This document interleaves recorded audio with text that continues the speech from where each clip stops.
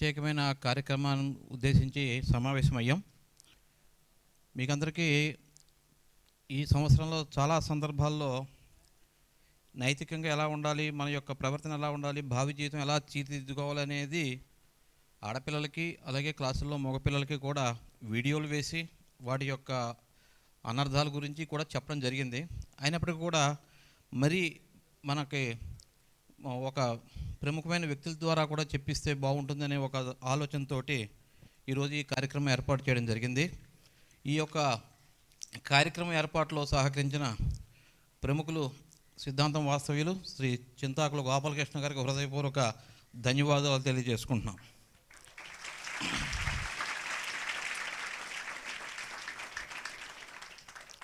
ఇప్పుడు మన ముందు వచ్చి ఉన్న వ్యక్తి డాక్టర్ గరికపాటి గురజాడ గారు.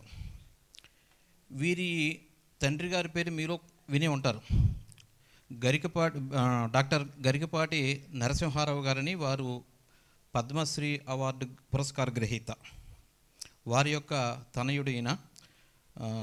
వారు ఈ సిద్ధాంతం గ్రామంలో ఈరోజు మధ్యాహ్నం ప్రోగ్రాం ఉండడం వల్ల ఆ యొక్క కార్యక్రమాన్ని కూడా మాకు పిల్లలకి తెలియజేయండి, వాటి యొక్క నైతిక విలువల మీద అడగగానే ఎంతో గొప్ప మనసుతోటి అంగీకరించిన వారికి హృదయపూర్వక ధన్యవాదాలు తెలియజేస్తున్నాను. డాక్టర్ గరికపాటి గురజాడ గారిని వేదిక మీదకి మీ కరతాళ ధ్వనుల మధ్య పైగా ఆహ్వానిస్తున్నాం.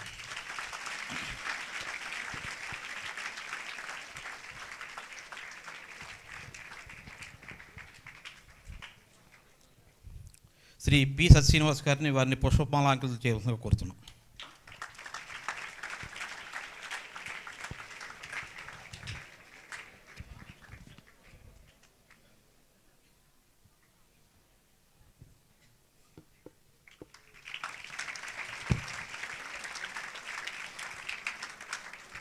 తర్వాత శ్రీ గురజాడ గారి సగభాగము అర్ధాంగి శ్రీమతి మౌనిక గారిని వేదిక మీదకి సాదరంగా ఆహ్వానిస్తున్నాం.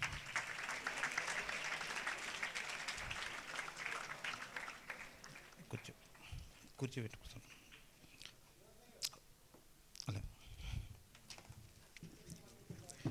శ్రీమతి రూపల్లి గారిని వారికి పుష్పగుచ్చాన్ని ఇవ్వాల్సిందిగా కోరుతున్నాం.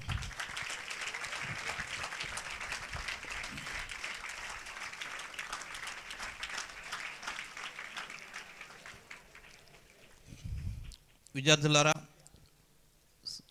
సార్ చెప్పిన విషయాలన్నింటిని కూడా చాలా జాగ్రత్తగా ఆలకించి శ్రద్ధతోటి జీవితంలో ఏ విధంగా మనము వాటిని మలుచుకోవాలి, మన జీవితాన్ని ఏ విధంగా ఉద్ధరించుకోవాలో మీరు ఒకసారి ఆలోచన చేయండి. చాలా మంచి ఆణిముత్యాలాంటి విషయాలు చెప్తారు. దానికి ముందు శ్రీ గురజాడ గారి పరిచయం ఏంటంటే, వీరు జనవరి 12, 1992లో మహాసహస్రావధాని ధారణ బ్రహ్మరాక్షసుడు డాక్టర్ గరికపాటి నరసింహారావు గారికి దంపతులకు, శ్రీమతి శారద నరసింహారావు గారి దంపతులకు జన్మించారు. వీరు ఎంఏ, ఎంఫిల్, పిహెచ్డి విద్యాభ్యాసాన్ని పూర్తి చేశారు. వీరు integrated course in marts of arts అనే కోర్సులు 2019 నుంచి 2014లో వారు ఆ కోర్సులో ప్రథమ స్థానం సాధించినందుకు గాను అప్పటి రాష్ట్ర గవర్నర్ నరసింహన్ చేతుల మీదుగా స్వర్ణ పథకాన్ని కూడా అందుకున్నారు. అదేవిధంగా ఈ యొక్క ఇంటిగ్రేటెడ్ కోర్సు సమయంలో వీరికి జవహర్లాల్ నెహ్రూ మెమోరియల్ ప్రతిభా పురస్కారం కూడా వరించింది వారి యొక్క ప్రతిభకి.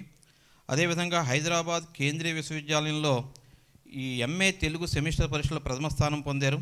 అప్పటి reserve bank governor Duvvuri Subbarao గారు అంటే వాళ్ళది వెస్ట్ గోదావరి జిల్లా, ఏలూరు అన్నమాట.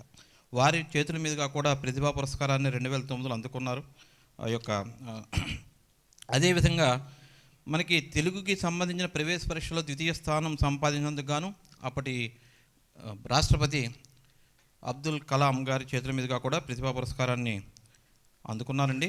తర్వాత వీరు పిహెచ్డిలో అత్యుత్తమ పరిశోధనకు గాను ప్రస్తుత కేంద్ర మానవ వనరుల శాఖ మంత్రులు ధర్మేంద్ర ప్రధాన్ గారి చేతుల మీదుగా కామేశ్వరీదేవి స్మారక స్వర్ణ పథకాన్ని కూడా వారు 2022లో అందుకోవడం జరిగింది. అలాగే ఆంధ్ర విశ్వకళా పరిషత్ సెంటర్ ఫర్ ఎమోషనల్ ఎడ్యుకేషన్ వారి నిర్వహణలో గాంధీయన్ స్టడీ సెంటర్ ఆంధ్ర విశ్వవిద్యాలయం వేదికగా ఆధ్యాత్మిక శాస్త్రవేత్తగా 2023లో ఆ యొక్క పురస్కారాన్ని అందుకోవడం జరిగిందండి. అలాగే ఎంఫిల్ తెలుగులో 2014-15లో కేంద్రీయ విశ్వవిద్యాలయం హైదరాబాద్లో ప్రథమ స్థానాన్ని పొందారు. ఇలా అనేక పురస్కారాలు పొందిన వీరు మనకి ఇప్పుడు వచ్చారు. అలాగే సిలికానాంధ్ర TV9 నిర్వహించిన వారు తెలుగాట పోటీ ద్వితీయ ప్రకరణంలో ద్వితీయ స్థానాన్ని, అలాగే 25,000 రూపాయల నగదు ప్రోత్సాహాన్ని కూడా వీరు అందుకున్నారండి. ఈ విధంగా చెప్పుకుంటూ పోతే వీరు అనేక ప్రతిభలను కనబరిచారు. ప్రస్తుతం వీరు అనంతపురంలో కేంద్రీయ విశ్వవిద్యాలయం అంటే సెంట్రల్ గవర్నమెంట్ వారి యొక్క ఆధ్వర్యంలో నిర్వహించే ఒక విశ్వవిద్యాలయం, మనకు ఆంధ్ర యూనివర్సిటీ, నన్నా యూనివర్సిటీ ఏ విధంగా ఉన్నాయో అవి సెంట్రల్ యూనివర్సిటీలు అంటాం. ఆ సెంట్రల్ యూనివర్సిటీలో తెలుగు విభాగంలో శాఖాధిపతిగా ఉన్నారండి, హెడ్ ఆఫ్ ది డిపార్ట్మెంట్గా. అలాగే అసిస్టెంట్ ప్రొఫెసర్గా ఉన్నారు. వీరి కింద 3 విద్యార్థులు పరిశోధన చేస్తున్నారు. ఆ యొక్క వాళ్ళకి పరిశోధనలో పిహెచ్డీలో గైడెన్స్ కూడా, వాళ్ళకి సూచనలు సలహాలు కూడా ఇవ్వడం జరుగుతుంది. మరి వీరి అర్ధాంగిక మౌనిక గారు కూడా పిహెచ్డీ చేస్తున్నారు. తెలుగులో చేస్తున్నారండి, మాలిక్యులర్ బయాలజీలో. ఓకే, బాగుంది, సంతోషం అండి. కాబట్టి ఇంత ప్రతిభ కలిగిన ఆ యొక్క వ్యక్తి మన చిరు ఆహ్వానాన్ని అందుకుని ఇక్కడికి రావడం అనేది చాలా సంతోషంగా, వారికి ప్రత్యేకమైన ధన్యవాదాలు, కృతజ్ఞతలు తెలియజేస్తూ వారి యొక్క ప్రసంగాన్ని ప్రారంభించాలని కోరుతున్నాను. Thank you very much sir.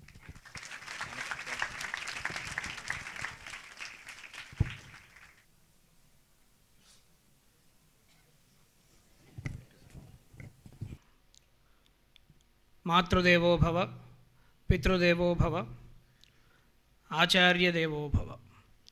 ఉద్యోగములు చేసి ఊళ్ళేలినను గాని భార్యయేనియు ప్రేమ పంచబోదు. ఉద్యోగములు చేసి ఊళ్ళేలినను గాని భార్యయేనియు ప్రేమ పంచబోదు. ఇక్కడ సభా ప్రాంగణంలోకి వచ్చేటప్పుడే నేను గమనించిన విషయం ఏమిటంటే, అబ్బాయిలను ముందు కూర్చోబెట్టి అమ్మాయిలను వెనకాల కూర్చోబెట్టారు. ఎందుకు కారణం? అబ్బాయిలు బాగా ఎక్కువ అల్లరి చేస్తారు కాబట్టి వాళ్ళని ముందే కూర్చోబెట్టేసి కట్టడి చేస్తే వాళ్ళు ఎటు కదలకుండా, ఎక్కడికి వెళ్లకుండా, వాళ్ళలో వాళ్ళు మాట్లాడుకోకుండా అవకాశం ఉంటుంది కాబట్టి. అదే వెనకాల కూర్చోబెడితే అమ్మాయిలు సరే అందరూ కాకపోయినా ఎక్కువ శాతం మంది ఉన్నంతలో కాస్త ఒద్దిగ్గా కూర్చుంటారేమో అని ఒక ఆశ. అందుకని అబ్బాయిలను ముందు కూర్చోబెట్టేస్తే గొడవే ఉండదు అనేది మీ అధ్యాపకుల ఆలోచన, అది వారి వ్యూహం, అది మీరు అర్థం చేసుకోవాలి. ఉద్యోగములు చేసి ఊళ్ళేలినను కానీ భార్య ఏనియు ప్రేమ పంచబోదు. ఈరోజు మనం జనరేషన్ జెడ్ అంటున్నారు, జెన్ జెడ్. ఈ జెన్ జెడ్లో వచ్చిన పెద్ద సమస్య ఏంటి అంటే, మనకున్న రకరకాల ప్రేమలలో ఏ ప్రేమ శాశ్వతం? ఈరోజు పెళ్లి సంబంధాలు చూసే ముందు అన్నింటికంటే బాగా ముఖ్యంగా పట్టించుకుంటుంది ఏమిటి అంటే, అమ్మాయిలందరికీ కావాల్సింది ప్యాకేజ్. ఎంత ప్యాకేజ్ వస్తుంది, నెలకి ఎంత సంపాదిస్తావు, 1,00,000, 2,00,000, 3,00,000, 5,00,000, వీలైతే 1,00,000 అనేది చూస్తున్నాడు తప్ప, అబ్బాయికి వ్యక్తిత్వం ఉందా, మనను బాగా ప్రేమిస్తాడా, మనతో సమయం గడుపుతాడా, కాస్త 4 మాటలు చెబుతాడా, డబ్బులు వస్తే పారిపోతాడా అని చూసుకోవాలి కదా. మామూలుగా ఇప్పుడు మనకి ఎన్ని షరతులు ఉంటున్నాయి పెళ్లి సంబంధాల కోసం పెడితే? మీరు ఇంకా చిన్నపిల్లలు కాబట్టి అంత వయసు రాలేదు, కానీ కాస్త ఇంజనీరింగ్ పూర్తయిపోతే ఆ పరిస్థితి వస్తుంది.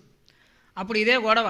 వచ్చిన దగ్గర నుంచి అబ్బాయిల్లో 100 షరతులు. అబ్బాయికి జుట్టు ఉండాలి, పొట్ట ఉండకూడదు, బట్టతలు ఉండకూడదు, వాడికి బాగా ప్యాకేజ్ ఉండాలి, బ్రహ్మాండంగా సంపాదించాలి, ఆస్తులు పాస్తులు వెనకేసి ఉండాలి, వీలైతే అప్పచెల్లెళ్ళు ఉండకూడదు. 100 షరతులు ఉన్నాయి ఇక్కడ. ఇన్ని షరతులలో ఎక్కడ ప్రేమించేది, ఎక్కడ పెళ్లి చేసుకునేది?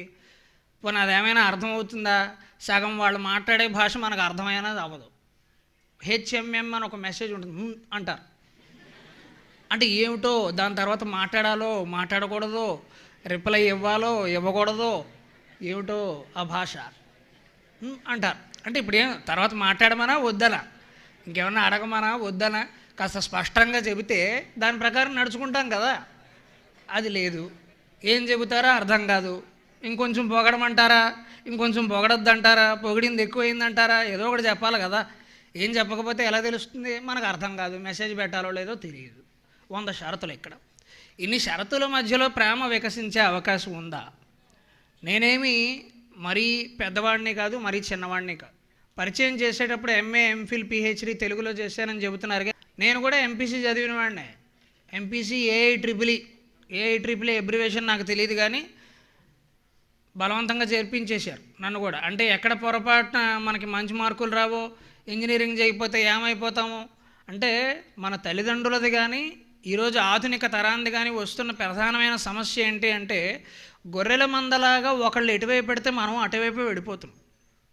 గొర్రెల మందలు అంటే ఎందుకంటారు గొర్రెల మందని? నా గొర్రెలన్నీ ఒక వరుసలో పెడుతున్నాయి అనుకోండి, మధ్యలో ఒక గొర్రె ఉన్నట్టుండి గెంతుతుంది. ఎందుకు గెంతుందో దానికి కూడా తెలియదు. వెనకాల గొర్రెలు ఏం చేస్తాయి, అక్కడ దాకా వచ్చి అవి కూడా గెంతుతాయి. ఎందుకు గెంతాయి అంటే ముందుది గెంతింది కదా దానికోసం ఉంటుంది. ఎందుకు గెంతిందో దీనికి తెలియదు, ఎందుకు గెంతిందో దానికి తెలియదు. దీన్నే గొర్రెల మంద అంటారు. మనకి ఈ ఐటీ విప్లవం మొదలైన దగ్గర నుంచి ఇంజనీరింగ్ తప్పితే ప్రపంచంలో ఇంకేది పనికిరాదనే స్థాయికి మనం దాన్ని అంతగా ఆరాటపడిపోతూ దాని వెనకాల మనం ఛేదన మొదలుపెట్టేసాం. అలానేం లేదు, ఇంజనీరింగే జీవితం ఏం కాదు. ఇంజనీరింగ్ కూడా ఎంతమందికి ఉద్యోగాలు ఇస్తుంది? ఈరోజు ఇంజనీరింగ్లో కూడా కంప్యూటర్ సైన్స్ చేసిన వాడు ఐటీ ఉద్యోగం అవుతున్నాడంటే ఒక అర్థం ఉంది. సివిల్ ఇంజనీరింగ్ చేసిన వాడు కూడా ఐటీ ఉద్యోగం అయితే ఇంక ఉపయోగం ఏమిటట? సివిల్ ఇంజనీరింగ్ చేసిన వాడు బిల్డింగులు కట్టాలి, అవి కూలిపోకుండా చూడాలి, మంచి మంచి వారధులు బ్రిడ్జిలు కట్టాలి, లేకపోతే పెద్ద పెద్ద భవంతులు కట్టాలి. వాడి పని అది కదా. వాడు అది మానేసి కంప్యూటర్ మీదకి ఎందుకు వచ్చినట్టు? అంటే ఏం చేసినా నువ్వు కంప్యూటర్ మీదకే రావాలి. అంటే అందరూ పెడుతున్న ధోరణిలోనే అది కరెక్టో రాంగో, అది సరైందో కాదో మనకు తెలియదు. అందరూ పెడుతున్నారు, మనం కూడా వెళ్ళిపోవటమే. మీలో ఎప్పుడైనా మీరు అధ్యాపకులలో మీరు గమనించండి, విద్యార్థులలో కూడా సాధారణంగా ఇక్కడున్న విద్యార్థులే కాదు, ప్రపంచం అంత జనాభాలో కూడా పనికిరాని వాళ్ళంటూ ప్రపంచంలో ఎవడో లేడు. అందరూ దేనికో దానికి పనికొస్తారు. మనం బిల్డింగుల మధ్యలో అప్పుడప్పుడు చేమ చేరడం వల్ల కొన్ని మొక్కలు పెరుగుతూ ఉంటాయి. మనం వాటిని ఏమంటాం? పిచ్చి మొక్కలు అంటాం. అసలు ఏ ప్రపంచంలో ఏ మొక్క పిచ్చి మొక్క అనేది లేదు. అది దేనికి పనికి వస్తుందో మనకు తెలియదు. ఆ లెక్కన మనం పిచ్చాళ్ళు, మొక్క కాదు.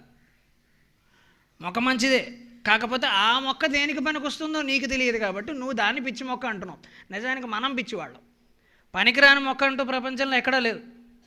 అయోగ్య పురుషో నాస్తి ప్రయోగస్తత్ర దుర్లభ, అమంత్రం అక్షరం నాస్తి నాస్తి మూలం అనౌషధం, అయోగ్య పురుషో నాస్తి ప్రయోగస్తత్ర దుర్లభ. ఒక గురువుగారు, మీకున్న గురువుగారు లాంటి వారే ఒక గురువుగారు విద్యార్థులందరినీ పిలిచి 12 ఏళ్ల పాటు థియరీ క్లాసులు అన్నీ అయిపోయి తర్వాత కాస్త ప్రాక్టికల్స్ పెడదామని పిలిపించి మీరు ఎంతకాలం నా దగ్గర విద్యాభ్యాసం చేశారు కదా, నేను మీ అందరికి ఒక ప్రాక్టికల్ టెస్ట్ పెడతాను, ఆ పరీక్ష మీరు అందరూ పాస్ అవ్వాలి. ఏమిటి పరీక్ష అంటే, దగ్గరలో ఉన్న అడవిలోకి వెళ్ళి, ఇక్కడ మీకు పెద్ద అడవి కాకపోయినా మంచి చక్కటి ఆహ్లాదకరమైన వాతావరణం ఉంది, మంచి చెట్లు ఉన్నాయి. నేను రాగానే ప్రిన్సిపల్ గారితో అదే అన్నాను, మేము చదువుకున్న కాలేజీల్లో 4 వైపులు గోడ తప్ప ప్రపంచంలో ఇంకేం లేవు, ఎటు చూద్దామన్నా ఏమీ కనబడదు, అమ్మాల వైపు చూడనివ్వరు, ఇంక దేనికి ఇంకా కాలేజీ కదా, ఎంత కష్టం. అందుకని ఏవీ చూడకూడదు, పోనీ ప్రకృతినన్నా చూద్దామంటే అందుకు అవకాశం లేదు, చెట్లు చేమలు ఏమీ లేవు. మీరు కాస్త అదృష్టవంతులు, కనీసం క్లాసులో ఒత్తిడిగా అనిపిస్తే బయటికి వెళ్ళి అక్కడ కాసేపు ఏదైనా ఆట ఆడితేనో, వాలీబాల్ క్రికెట్ ఆడితేనో, లేకపోతే కాస్త చెట్ల మధ్యలో హాయిగా తిరిగితేనో, స్నేహితులతో కూర్చుని బాతాకాని పెడితేనో బాగుంటుంది సరదాగా. కానీ ఇప్పుడున్న హైదరాబాదు కళాశాలల్లో మీరు చూస్తే ఏం అవకాశం లేదు. అక్కడ 4 వైపులా గదులు తాళాలు వేసేసి ఉంటాయి. గట్టిగా మాట్లాడితే ఏసీ పెడతారు, నువ్వు డబ్బులు ఇవ్వాలే కానీ అక్కడే భోజనం పెడతారు, వీలైతే నీ పళ్ళు కూడా తోముతారు వాళ్ళే.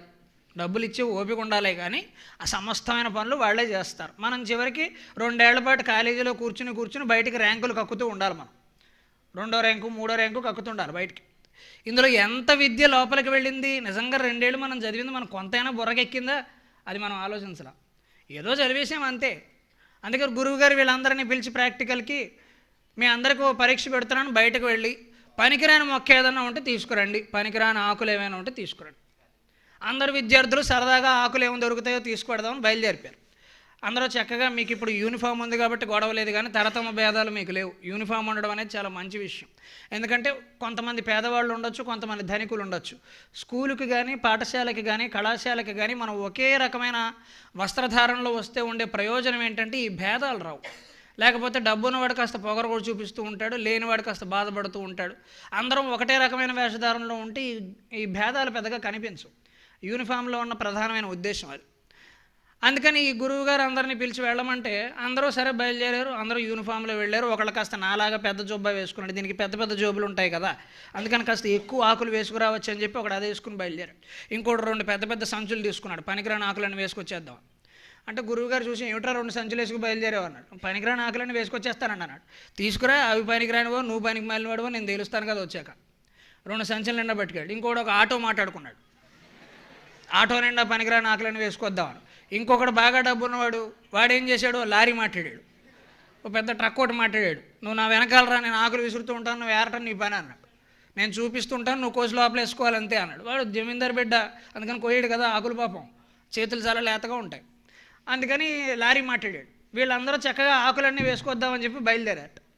అందరూ లారీడు ఆటోడు జేబుల నిండా మొత్తం మీద సామాన్లన్నీ వేసుకుని ఆకులన్నీ వేసుకొచ్చేసారు. గురువు గారి ముందు పరిచేశారు. అందరూ పరిచేస్తే అందరూ ఎంతో కొంత తీసుకొచ్చారు. అందులో ఒక విద్యార్థి మాత్రం ఏమీ తీసుకురాలి.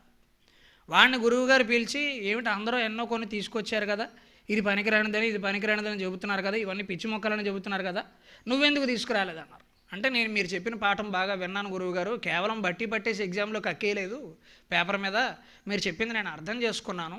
అమంత్రం అక్షరం నాస్తి నాస్తి మూలం అనౌషధం అని మీరు చెప్పిన శ్లోకం ఉంది గురువుగారు.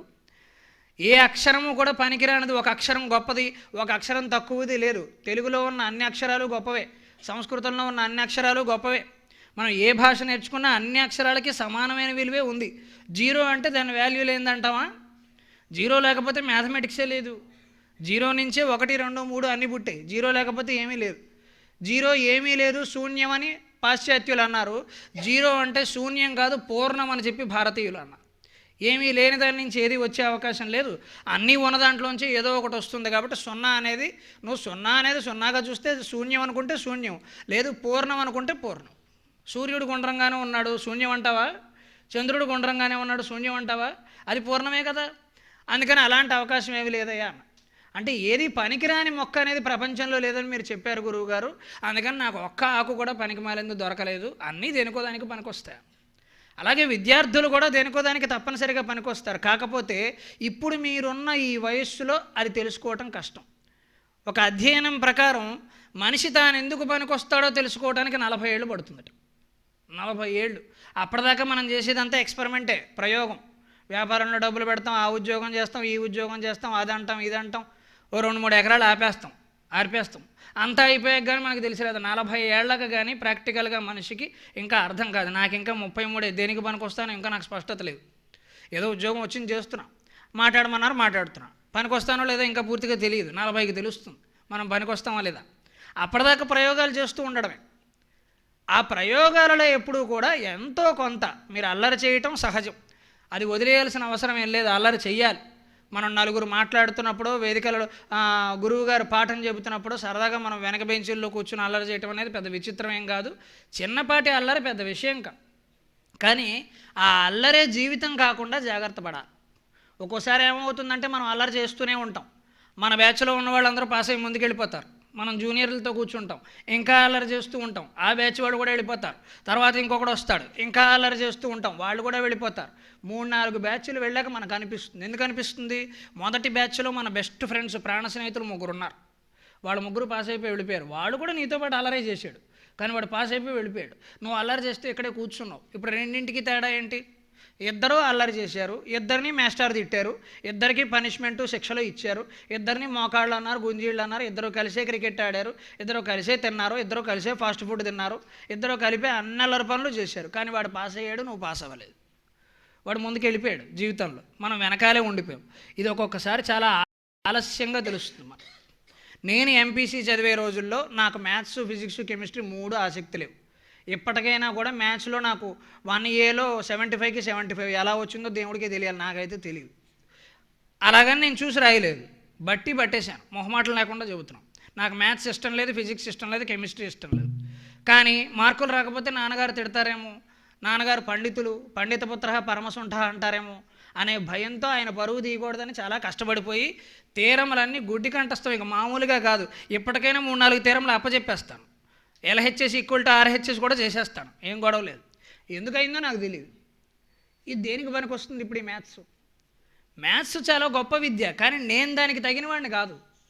నేను మ్యాథ్స్ కోసం పుట్టలేదు. అందుకని నేను ఎంపీసీ చేసేటప్పుడు నాకు అర్థమైపోయింది, ఓకే ఇది మనకు అర్థం కాదు.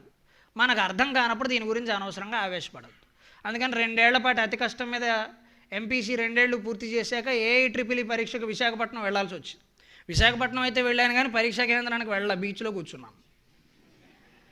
అయిపోయాక నాన్నగారు హాల్ టికెట్ చూశారు, అందు మీద సంతకం లేదు ఇన్విజిలేటర్ది, ఎందుకు వెళ్ళలేదు అన్నారు. కొట్టలేదు. ఎందుకంటే వయసు అప్పటికే కొంచెం 18కి వస్తుంది కాబట్టి కొట్టే వయసు కాదు. కొడితే వినం, ఇంకా మొండిబారిపోతాం మనం ఆ వయసులో. మీరు ఆ పరిస్థితిలోనే ఉన్నారు ఇప్పుడు. అందుకని కొట్టలేదు. ఏంటి నీ సమస్య అన్నారు. నాకు మ్యాథ్స్ ఇష్టం లేదు, ఫిజిక్స్ ఇష్టం లేదు, కెమిస్ట్రీ ఇష్టం లేదు, నా బుర్రలోకి అది ఎక్కట్లేదు, నేను చదవలేను. అందరూ ఇంజనీరింగ్ చేస్తున్నారు, ప్రపంచం అంతా పరిగెడుతోంది, అందరూ కంప్యూటర్ అంటున్నారు, నువ్వేమో వెళ్ళనంటే అలాగా, మరి ఏం చేస్తావు అన్నారు. నేను తెలుగు చదువుకుంటాను. తెలుగు చదువుకుంటే డబ్బులు వస్తాయో రావో చెప్పలేమురా, నాకేదో సమయం బాగుంది, నేనేదో ప్రవచనాలు చెప్పుకుంటున్నాను, నాకు డబ్బులు వస్తున్నాయి, మిమ్మల్ని పోషించాను, నీకు కూడా అంతే వస్తుందని నేను చెప్పలేను.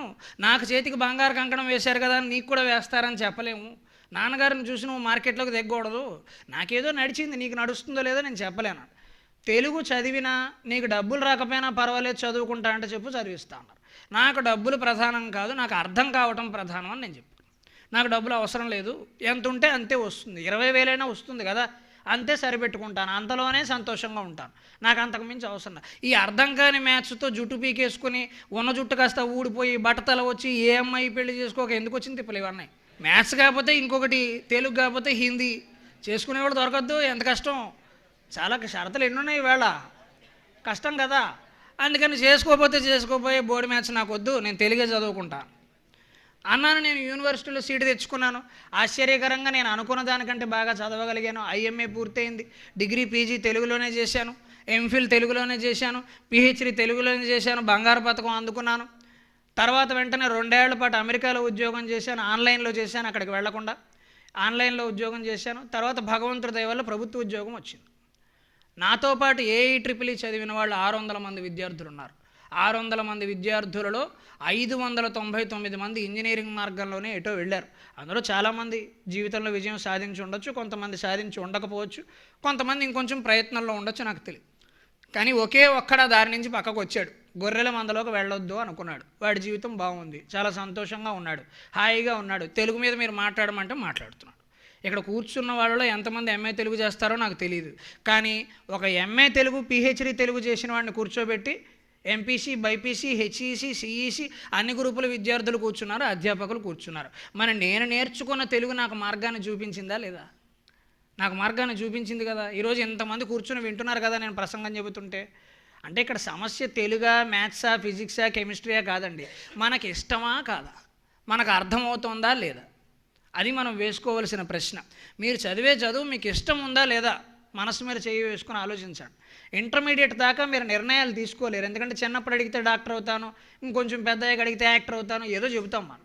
జుట్టు బాగా పెరుగుతున్నంతసేపు యాక్టర్ అవుతాం అనిపిస్తుంది, తర్వాత అనిపించదు, రాలిపోయాక కొద్ది రోజులు అయిపోయాక రాలిపోయాక అనిపిస్తుంది మన వల్ల కాదు. అందుకని వయస్సు బట్టి మనసు వరుస మారు, వయసు దాటే కొద్దీ మనసు మారిపోతూ ఉంటుంది. అందుకని స్థిరంగా చెప్పలేం. కాస్త మీరు ఇంజనీరింగ్కి వచ్చే సమయానికి మీకు తెలుస్తూ ఉంటుంది, నేను దీనికి పనికొస్తాను, దీనికి పనికిరాను, నేను ఇచ్చేస్తాను, అది చేయనని ఒక ఆలోచన వస్తుంది. అప్పుడు అటువైపు వెళ్ళే ప్రయత్నం చేయాలి. అందుకని ఈ రోజున అమ్మాయిలు వివాహ సంబంధాలలో పెడుతున్న షరతులకి మనము సమాధానం చెప్పలేం. అంటే నీకు ప్యాకేజ్ ఉంటే, పొట్ట లేకపోతే, బట్టతల ఉండకపోతే, మంచి ఉద్యోగం ఉంటే, స్థిరాస్తులు ఉంటే అప్పుడు వివాహ సంబంధం కుదిరే అవకాశం ఉంది. అంటే అందులో కూడా bold conditions apply, terms and conditions చాలా ఉన్నాయి. ఉద్యోగములు చేసి ఊళ్ళేలి నన్ను గాని భార్యయే నీయు ప్రేమ పంచబోదు, అడుగడుగున పడి మడుగులొత్తిన గాని పతిదేవుడు కటాక్షభావమిడడు. పోనీ అబ్బాయిలు చెప్పే వాటిల్లో ఏమన్నా కండిషన్స్, షరతులు లేకుండా ఉన్నాయా అంటే అబ్బాయిలకి 100 షరతులు ఉన్నాయి. అమ్మాయి అందంగా ఉండాలి, వీలైతే వంట తనే చేయాలి. ఇంతకుముందు వంట చేయడం ఒకటే షరతు అయ్యేది, ఇప్పుడు వంటతో పాటు ఉద్యోగం కూడా చేయాలి. మావాడు 1,00,000 సంపాదిస్తున్నాడు అంటే అమ్మాయి కనీసం 99,999 అయినా సంపాదించాలి. ఆ ₹1 మాత్రం సంపాదించకూడదు. ఎందుకు?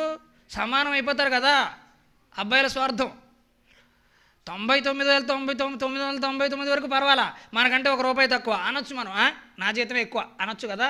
డామినేషన్, ఆధిపత్యం చూపించుకోవచ్చు. అదే అమ్మాయికి మనకంటే ఎక్కువ జీతం ఉందనుకోండి, వద్దొద్దు, ఆ సంబంధం మాకు కుదరదు. ఎందుకు?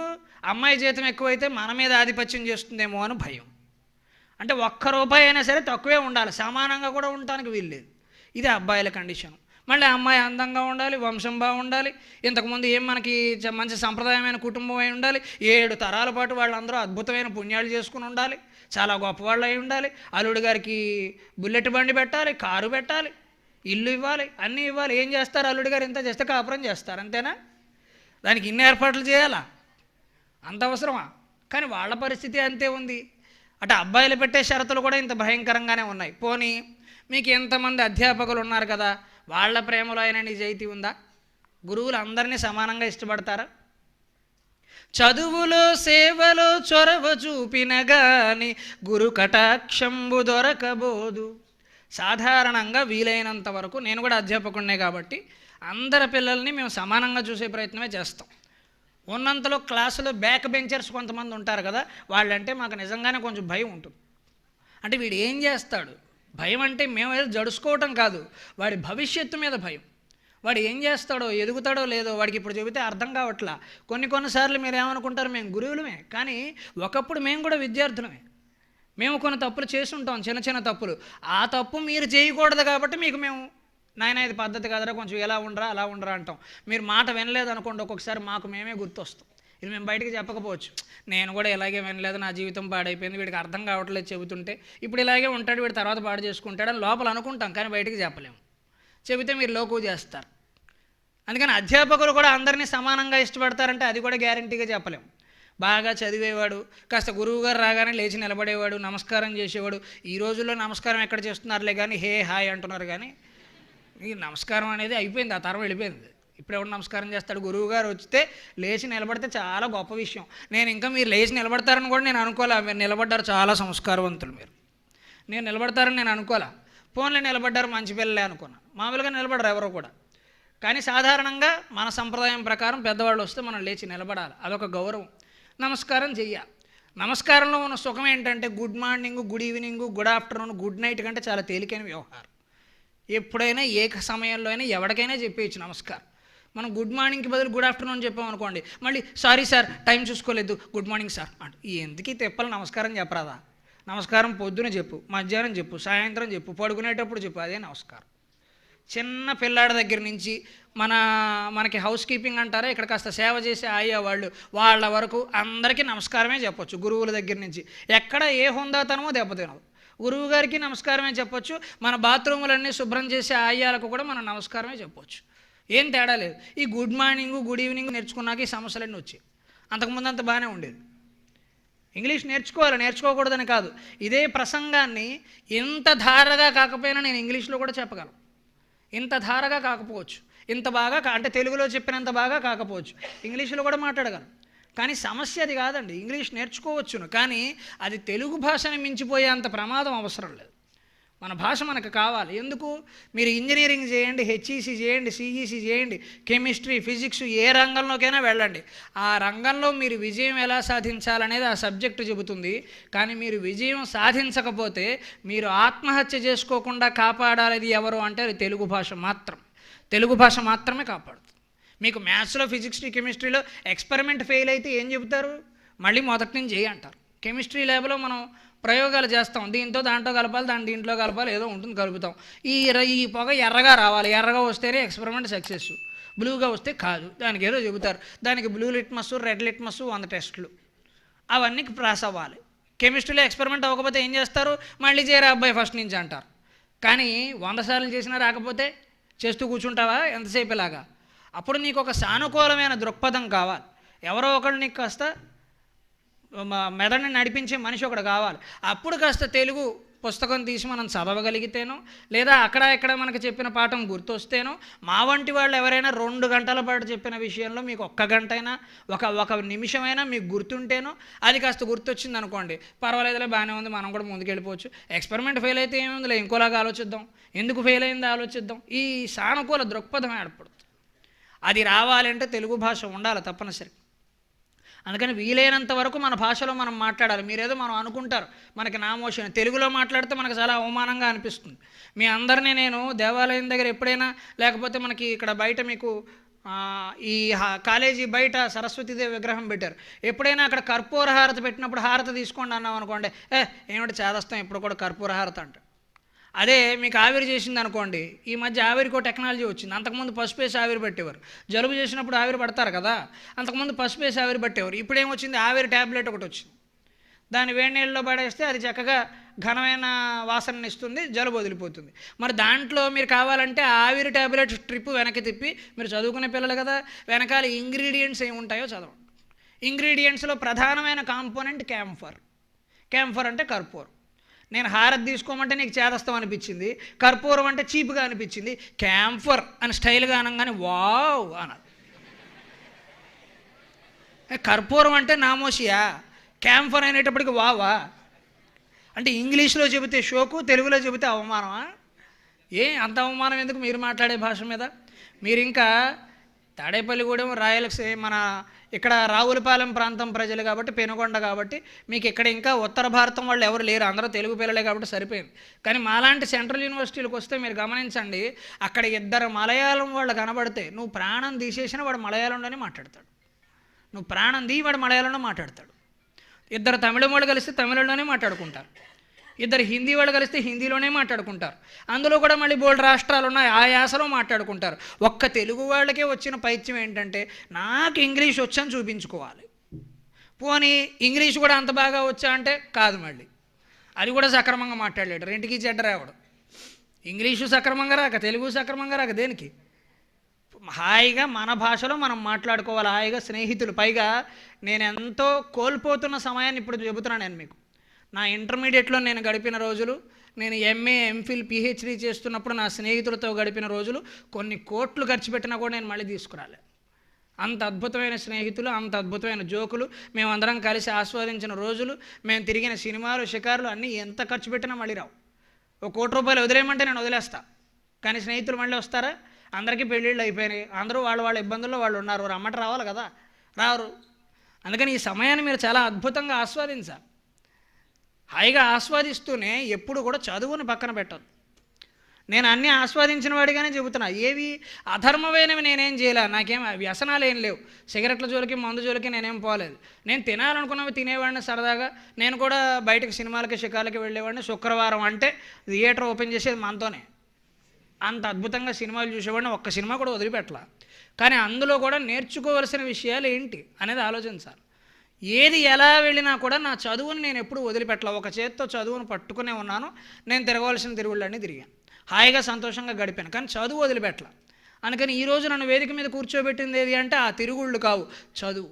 కానీ మీతో స్నేహంగా మాట్లాడింపజేస్తున్నది ఏంటి అంటే ఆ తిరుగుళ్ళు. ఎందుకంటే మిమ్మల్ని చూస్తే నాకు నా ఫ్రెండ్సే గుర్తొస్తారు కాబట్టి. ఎవరైనా అలా ప్రవర్తిస్తుంటే మేము కూడా ఇలాగే ఉండేవాళ్ళం అనిపిస్తుంది. నేను మాట్లాడితే ఎవరైనా పక్కన కూర్చొని చెవిలో సెటైర్ వేసుకుంటున్నారు అనుకోండి, అప్పుడు నాకు కూడా అలాగే అనిపిస్తుంది. అప్పుడు ఎవరో మాట్లాడినప్పుడు నేను కూడా ఇలాగే సెటైర్ వేసాను కదా అనిపిస్తుంది. మిమ్మల్ని చూస్తుంటే ఒకప్పుడు నేను గుర్తొస్తాను నాకు. కానీ మీ అందరికీ చిన్నవాళ్ళైనా కూడా మీలో ఎంతమందికి నేను చెప్పేది మీ మెదడులోకి ఎక్కుతుందో నాకు తెలియదు. కానీ చదువు వదిలిపెట్టకుండా మీరు ఎంత సంతోషంగా ఉన్నా, ఎంత హాయిగా ఉన్నా ఏం ప్రమాదం ఏం లేదు. కానీ చదువును జాగ్రత్తగా కాపాడుకోవాలి. దాంతోపాటే కొన్ని చిన్న చిన్న లక్షణాలు ఉన్నాయి, చిన్న చిన్న లక్షణాలు. ఆ మాత్రం నిలబెట్టుకున్నా కూడా మనకు జరుగుతాం జీవితంలో. వస్త్రేణ వపుషా వాచ విద్యయా వినయేన చ వకారై పంచభిర్యుక్త నరో భవతి పూజిత. 5 లక్షణాలు చెప్పారు, అబ్బాయిలకైనా అమ్మాయిలకైనా ఎవరికైనా వర్తిస్తుంది. ఈ 5 నిలబెట్టుకుంటే మీరు ఎంపీసీ చేసినా, సిఈసీ చేసినా, ఫిజిక్స్ అయినా, కెమిస్ట్రీ అయినా, తెలుగు అయినా ఏం చేసినా ఈ 5 లక్షణాలు ఉంటే చాలు. మామూలుగా మనం చదువుకుంటూనే 5 లక్షణాలు నిలబెట్టుకోవాలి. వస్త్రేణ వపుషా వాచ విద్యయా వినయేన చ. వస్త్రేణ వేషధారణ, మనం ఎక్కడికి ఎటువంటి గెటప్లో పెడుతున్నాం అనేది చాలా ముఖ్యం. ఒక షాపింగ్ మాల్కి వెళ్ళావు షాపింగ్ చేయడానికి, చక్కగా పంచె కట్టుకుని పెడతావా? షాపింగ్ మాల్కి పెడతావా? వీలవుతుందా? అలాగా నీకే వెళ్ళాలనిపించదు. పంచె కట్టుకోవాలనిపిస్తుందా? నాలాంటి ఇలాంటి వేషధారణలో షాపింగ్ మాల్కి వెళ్ళాలనిపిస్తుందా? అనిపించదు. షాపింగ్ మాల్కి మనం మంచి హుడీనో, మంచి రౌండ్ నెక్ టీషర్టో, ఒక జీన్స్ ప్యాంటో వేసుకుని పెడతాం. షాపింగ్ మాల్కి అలాగే వెళ్ళొచ్చు. కానీ కళాశాలకు వచ్చేటప్పుడు, కాలేజీకి వచ్చేటప్పుడు అక్కడ కూడా పంచనేం అవసరంలా. కానీ ఇప్పుడు మీరు వేసుకున్న వస్త్రధారణ ఉందే, కాస్త ఉన్నంతలో కాస్త కాలర్ ఉన్న చొక్కా, ఉన్నంతలో కాస్త మంచి ప్యాంటు వేసుకుంటాం. రేపు మీకు ఇప్పుడు కాకపోయినా ఇంజనీరింగ్ సమయానికి మీకు క్యాంపస్ ప్లేస్మెంట్స్ వస్తాయి, ఉద్యోగాల కోసం మీరు అందరూ ప్రయత్నం చేస్తారు. అప్పుడు మీరు ఏ వేషధారణలో పెడతారు? రౌండ్ నెక్ వేసుకుని హుడీ వేసుకుని ఇంటర్వ్యూకి వెళ్తారా? అక్కడ ఒక వేషధారణ ఉంది. మీరు మంచి బ్లేజర్ వేసుకోవాలి, మంచి ప్యాంటు షర్టు వేసుకోవాలి, దానికి నీట్గా టకప్ చేయాలి, బెల్ట్ ఏ రంగు వేసారో షూ ఆ రంగు వేయాలి, దానికి తగిన వాచి పెట్టాలి, జుట్టు బాగా దూకోవాలి. మరి ఇన్ని రోజులు జుట్టు దోవమంటే అర్జున్ రెడ్డి అన్నావు, దోవనన్నావు. ఇప్పుడు క్యాంపస్ ప్లేస్మెంట్ అంటే దువ్వేవు. అవసరం మనిషిగా అన్నీ నేర్పిస్తుంది. ఉద్యోగం కావాలి కదా. అర్జున్ రెడ్డి అందరికీ ఇష్టమే, నేను మీరు నేర్చుకునే విషయం కూడా చెబుతా. మీరు అందరూ చూసే ఉంటారు, అది చూడని వాళ్ళు ఎవరు కానీ శ్రీమద్ రామాయణ కల్పవృక్షం చూడమంటే చూడరు, కానీ అర్జున్ రెడ్డి ఎందుకు చూడరు చూసే ఉంటారు. అందులో మీరందరూ గమనించేదే నేను చెబుతా. మనం అర్జున్ రెడ్డిలాగా జుట్టు పెంచే ప్రయత్నం చేస్తాం, అర్జున్ రెడ్డిలాగా బుల్లెట్కి 2వ సీటు బిగించే ప్రయత్నం చేస్తాం, అర్జున్ రెడ్డిలాగా మంచి అమ్మాయిని ప్రేమించాలి, పెళ్లి చేసుకోవాలనుకుంటాం. ఇవన్నీ బాగానే ఉన్నాయి, కానీ అర్జున్ రెడ్డి వాళ్ళ కాలేజీలో టాపర్ అతను. మనం టాపర్ అవుతామా? లేదు. అంటే జుట్టు తేలిక, అమ్మాయిని ప్రేమించి పెళ్లి చేసుకోవటం తేలిక, బుల్లెట్ బండి కొనడం తేలిక, వెనకాల సీటు బిగించడం ఇప్పేయటం తేలిక, వాడి మీద కోపం వస్తే గుద్దేయటం తేలిక. కానీ మరి Arjun Reddy academic topper, he has an impeccable academic record. ఆ సినిమాలో చెప్పిన దాని ప్రకారం అతను చాలా బాగా చదువుకున్నాడు. పోనీ మనం చదువుకోవచ్చుగా, టాపర్ అవ్వచ్చుగా. అక్కడ వద్దు మళ్ళీ అర్జున్ రెడ్డి. జుట్టు పెంచాలంటే మాత్రం కాదు. అంటే మనకి ఏది అవసరమో అదే తీసుకుంటున్నాం. పోనీ మీరు అనుసరించిన సినిమానైనా పూర్తిగా అనుసరించారా? అది లేదు మళ్ళీ. అంటే ఎక్కడెక్కడ ఏం కావాలో అవే తీసుకోవాలి.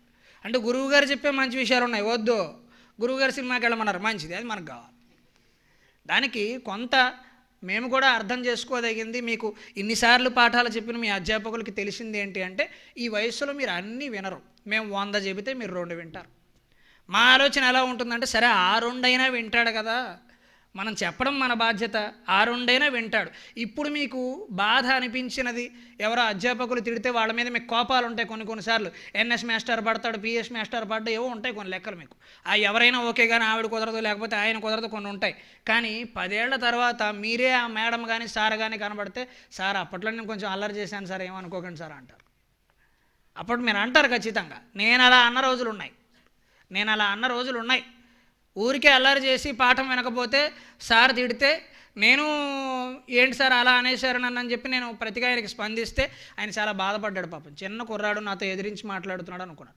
కానీ ఇప్పుడు నేను ఉద్యోగం తెచ్చుకున్నాక నాకు ఎక్కడ భయం వేసిందో తెలుసా? ఇప్పుడు నేను అధ్యాపకుడిని అయ్యాను. ఇప్పుడు నా క్లాస్ స్టూడెంట్ ఎవడన్నా నేను వాడిని తిట్టాను అనుకోండి, నువ్వేంటి నన్ను తిట్టేదన్నాడు అనుకోండి వాడు, అప్పుడు ఏమైంది? మొన్న అలాగే జరిగింది. నేను జరిగిన వాస్తవాన్నే చెబుతున్నాను. నేను పాఠం చెబుతుంటే ఒక విద్యార్థి లేచి నేను వినను ఏం చేస్తారని. నేను ఒకప్పుడు పెద్దవాళ్ళు చెప్పినప్పుడు అలాగే అన్నానే. నేను చాలా నిష్కల్మషంగా ఉన్నట్టు చెబుతున్నా మీకు వేదిక మీద. అప్పుడు నాకు వాడి మీద కోపం రాలా, ఇది నేను చేసిన తప్పు అని గుర్తొచ్చింది. నేను చేసిన పని ఏంటంటే, సరే కూర్చో అని చెప్పి అబ్బాయిని కూర్చోబెట్టేసి నేను బయటికి వెంటనే వచ్చి ఏ మాస్టర్ని అయితే నేను ఇబ్బంది పెట్టానో ఆ మాస్టర్కి ఫోన్ చేసి సార్ బాగున్నారా సార్? బాగున్నానయ్యా, ఏంటి విశేషం? ఉద్యోగం తెచ్చుకున్నవట, చాలా సంతోషం. మీ నాన్నగారిలాగా ప్రవచనాలు చెప్తున్నవట, చాలా సంతోషం. అంటే ఏం లేదు సార్, నేను మీకు సారీ చెబుదామని చేశాను. అప్పుడెప్పుడు 10 ఏళ్ల క్రితం మీరు ఏదో అంటే గబుక్కున ఆవేశంలో మాట అనేసాను సార్, ఆ వయసులో నాకు తెలియదు అలా అనకూడదని. అంటే ఈరోజు నీకు అది ఎలా తెలిసి వచ్చింది అన్న. ఈరోజు క్లాసులో ఒక అబ్బాయి అలాగే అన్నాడు సార్ నన్ను అంటే, మా బాగా అయింది నీకు అలా అయితే కానీ వినవు, బాగా చదువుకునేవాడివి, మంచి విద్యార్థివే, కానీ నీకు ఇలాంటి పొగరు ఉండేది కొద్దిగా, అది ఇప్పుడు తగ్గింది కదా. పోన్లే, ఇప్పుడు నీకు ఆ పొగరు తగ్గింది కదా, నువ్వు చేయాల్సింది ఏంటంటే, నేను నీ మీద కోపం చూపించలా, పోన్లే చిన్నపిల్లాడు తెలుసుకుంటాడులే అని వదిలేశాను. నువ్వు కూడా అబ్బాయి మీద కోపం చూపించుకో. ఆ అబ్బాయి చిన్నపిల్లాడు, వదిలేసే, కుదరడు సర్దుకుంటాడులే, ఏంగా వదిలేసే. అతనిలో ఉన్న మంచి విషయాలే మెచ్చుకుంటూ ఉండు, అతన్నో భయపెట్టకో, ఏం కాదు, ఉన్నంతలోనే మంచి విషయాలు మెచ్చుకుంటూ ఉండు అని చెప్పి గురువుగారు సర్ది చెప్పారు. ఇప్పుడు నాకు అనిపించింది, అరే మనం ఇలా చేయకుండా ఉండాల్సింది. అలా వ్యక్తిగత అనుభవాలు మన జీవితం ముందుకెళ్లే కొద్దీ బ్రహ్మాండంగా మారిపోతూ ఉంటాయి. ఇందాక నేను చెప్పినట్టుగా మన సంస్కృతిని, మన భాషని మనకు అవమానించుకోవటం, మనం దాన్ని చులకనగా చూడటం అనేది ఒక ఫ్యాషన్ అయిపోయింది. మన ముందు తరాలు బ్రతుకుతున్న విధానం ఏంటి, మనం బ్రతుకుతున్న విధానం ఏంటి? ముందు తరాల్లో దాకా ఎందుకు, ఇప్పటికీ కొన్ని పల్లెటూళ్ళలో మీరు చూస్తే కనుక ఆవు పాలు నేరుగా పొదుగు నుండి పట్టుకొని వ్యవసాయం చేసే రైతులు కానీ, పల్లెటూళ్ళలో పెరిగే వాళ్ళు అందరూ కానీ నేరుగా పాలు తాగుతారు. ఇప్పుడు అది మనకు పెద్ద విచిత్రం కాదు. ఓ 2-3 ఏళ్ళకి అది బాగా విచిత్రం. హైదరాబాదులో అయితే అది అతిపెద్ద విచిత్రం. అంటే భారతీయులు చేసే ప్రతి పనిని, మనం చేసే ప్రతి పనిని బ్రిటిష్ వాళ్ళు మీరు చేసేది రాంగు, మీరు చేసేది ఫ్యాషన్ కాదని మనకు అలవాటు చేసి ఒకసారి మనల్ని వెధవలను చేశారు, మళ్ళీ ఇప్పుడు రెండోసారి కూడా వెధవలను చేసే ప్రయత్నం చేస్తున్నారు. ఒకప్పుడు మనం అందరం వేపలతో బళ్ళు తోముకునేవాళ్ళం. ఇప్పుడు ఎంతమంది వేపలతో తోముకుంటారు? లేదు, అందరూ టూత్ బ్రషే. ఒక టూత్ బ్రష్ భూమిలో కలవడానికి ఎంత సమయం పడుతుందో తెలుసా? ఒక టూత్ బ్రష్ భూమిలో కలవడానికి, ప్లాస్టిక్తో చేసిన టూత్ బ్రష్ 5000 సంవత్సరాలు పడుతుంది. 5000 years ఒక్క టూత్ బ్రష్. ఈ లెక్కన మనం ఫస్ట్ క్లాస్ నుంచి తోమిన ఎన్ని బ్రష్లు, అవి ఎక్కడెక్కడ పడేసాము, ఎక్కడెక్కడ తేలుతున్నాయి, ఎప్పటికి భూమిలో కలుస్తాయి అవి. 5000 సంవత్సరాలు ఒక టూత్ బ్రష్ కలవడానికి. అదే మనం వేపలతో తోముకున్నప్పుడు ఏమైంది? అది చక్కగా వేప పుల్లకే బ్రష్, టంగ్ క్లీనరు, పేస్టు 3 దానికే ఉన్నాయి. భారతీయుడు ఏం కనిపెట్టినా సూక్ష్మంలో మోక్షం. ఒకే పదార్థంలో అన్నీ కనిపెట్టాడు. దాంట్లోనే పేస్టు, దాన్ని ఒక 2 పాయలు చేస్తే అదే 4 బద్ద, దాన్ని పిప్పి చేస్తే అదే బ్రష్, అయిపోయింది. పడేసావు, భూమిలో కలిసిపోయింది, ఏ గొడవ లేదు. కానీ టూత్ బ్రష్ మనం వాడినప్పుడు 5,000 సంవత్సరాలు ఇంకడానికి పడుతాం. మరొక ఆశ్చర్యకరమైన విషయం, మనందరికీ చాలా ఇష్టమైన జీన్స్ ప్యాంట్. దానిలో రకరకాల ఫ్యాషన్స్ ఉన్నాయి. ఇంతకుముందు ఎప్పుడైనా మనం పాఠానికి వచ్చినప్పుడు చొక్కా మాసిపోతేనో, ప్యాంటు కొద్దిగా చిరిగితేనో, ప్యాంటు చిరిగిపోయిందా చూసుకోలేదా అనేవారు. ఇప్పుడు అట్లా అనడానికి అవకాశం లేదు, చిరిగిపోతే ఫ్యాషన్ అది. అంటే మా వయసులో మరి నేను కాలేజీలో చదువుకున్నప్పుడు ప్యాంటు చిరిగిపోతే ఏమిట్రా ముస్టాడా ప్యాంటు అనేవారు. అప్పట్లో ముస్టాడు అనేవారు. మరి ఇప్పుడు ఏమిటో మనం ప్యాంటులు చింపుకున్న కొద్దీ అందం, టార్న్ జీన్స్ చిరిగిపోయిన కొద్దీ అందం, ఇంకా ఎక్కువ చింపుకుంటే ఎక్కువ అందం. ఇంకా అంత మాత్రం దానికి మొత్తం ఖాళీ చేసి షార్టే వేసుకోరాదా ఎందుకు, ఇంకా టార్న్ జీన్స్. కానీ మనం ఇంతగా ఇష్టపడే ఒక జీన్స్ ప్యాంట్ తయారు చేయటానికి 5,000 లీటర్ల నీళ్లు కన్జ్యూమ్ అవుతాయి. ఒక్క jeans pant, 1 pair of jeans, అంటే రెండు జీన్స్ ప్యాంట్లు తయారు చేయడానికి మనం ఎన్ని నీళ్లు ఖర్చు అవుతాయో తెలుసా? 5,000 లీటర్ల నీళ్లు. 5,000 లీటర్ల నీళ్ళు మన జీవితంలో మనం ఎప్పటికి తాగాలి? అవుతుందా అసలు ఎప్పటికైనా? రోజుకు మనం 2 లీటర్లు తాగుతాం మహా అయితే. 5,000 లీటర్ల నీళ్లు మనం సరదాగా తీసవతలు పారేస్తుంటాం. జీన్స్ ప్యాంటు రంగు మారిపోయిందని, కొత్త ఫ్యాషన్ వచ్చిందని, ఇంకోటని. అసలు మామూలుగా మన భారతీయ సంస్కృతిలో ఒకే వస్తువుని ఎన్నిసార్లు వాడచ్చు అంటే, ఇప్పుడు రీసైక్లింగ్ అంటున్నారు కదా, రీసైకిల్ అంటున్నారు కదా ప్లాస్టిక్ని. భారతీయులు ఆ పనే చేసేవారు. అన్నీ రీయూజ్, అన్నీ రీసైకిల్. ఎప్పుడు వాడిందని మళ్ళీ వాడేవారు. అమ్మ కట్టిన పాత చీర ఉండేది, దాన్ని ఏం చేసేవారు? మనవరాలు పుట్టగానే ఉయ్యాలుగా మార్చేవారు. ఆ చీర వాడుతూనే ఉన్నారు ఇప్పటికీ, తరతరాలు బట్టి ఉంది. వాటిని అన్నింటినీ కలిపి మధ్యలో దూరి చేసి బొంతలు తయారు చేసేవారు. ఇప్పుడు ఎక్కడుంది? రీయూజ్ లేదు. వాడినవన్నీ వాడటం తోసేయటం 2 నెలలకే విసిరవతలు పారేయటం. ఇదంతా మనకు బ్రిటిష్ వాడు పట్టించిన దరిద్రం. గుమ్మ పాలను దాగు కమందనము బోయే, కాఫీ గత ప్రాణ కర్మ వచ్చే. చక్కగా గుమ్మ పాలు తాగేవారు. చక్కగా అప్పుడప్పుడే ఆవు పొదుగులో పట్టిన పాలు తాగి స్వయం సంపన్నంగా ఉన్న భారతీయులు కాస్త ఇప్పుడు పొద్దున్నే పళ్ళు కూడా తెముకోకుండా పాచిమొహంతో వాసన వస్తూ ఉంటే కాఫీ తాగుతూ ఉంటాడు. ఇటువంటి కల్చర్కి అలవాటు పడ్డాడు, ఇటువంటి సంస్కృతికి. ఇప్పుడు ఎంత ఆశ్చర్యం అంటే, ఇలా పాలు తాగుతుంటే మన ఏమన్నారు? చిచి ఇదేం ఫ్యాషను, ఆవు పొదుగులో పాలు పట్టుకోవటం ఏమిటి మీద పడుతుంటేను అన్నారు. అని మనకి కాఫీ కప్పులు, టీలు, ఫిల్టర్ కాఫీలు, ప్యాకెట్ పాలు అన్నీ అలవాటు చేసేసారు. ఇప్పుడు అవన్నీ వాడుతున్నాం మనం. ఇప్పుడు మీరు ఆశ్చర్యం, ఇప్పుడు పలుదోమ పళ్ళు, వేప పళ్ళు అంటే మీకు నవ్వు వస్తుంది. ఇప్పుడు మనకి 60 ఏళ్ల పాటు పలుదోమ పళ్ళు అంటే వేప పళ్ళు మనందరి చేత పాడించేసి, మనందరి చేత బ్రష్లు, టంగ్ క్లీనర్లు కొనిపించేసి, ఇప్పుడు అమెజాన్ ఏం చేస్తుందో తెలుసా? అమెజాన్ పెద్ద వ్యాపారవేత్త. మనం ఎవడు ఈ ఊళ్ళో ఉన్నవాడి దగ్గర కొంటే ఊళ్ళో ఉన్నవాడు బాగుపడతాడు.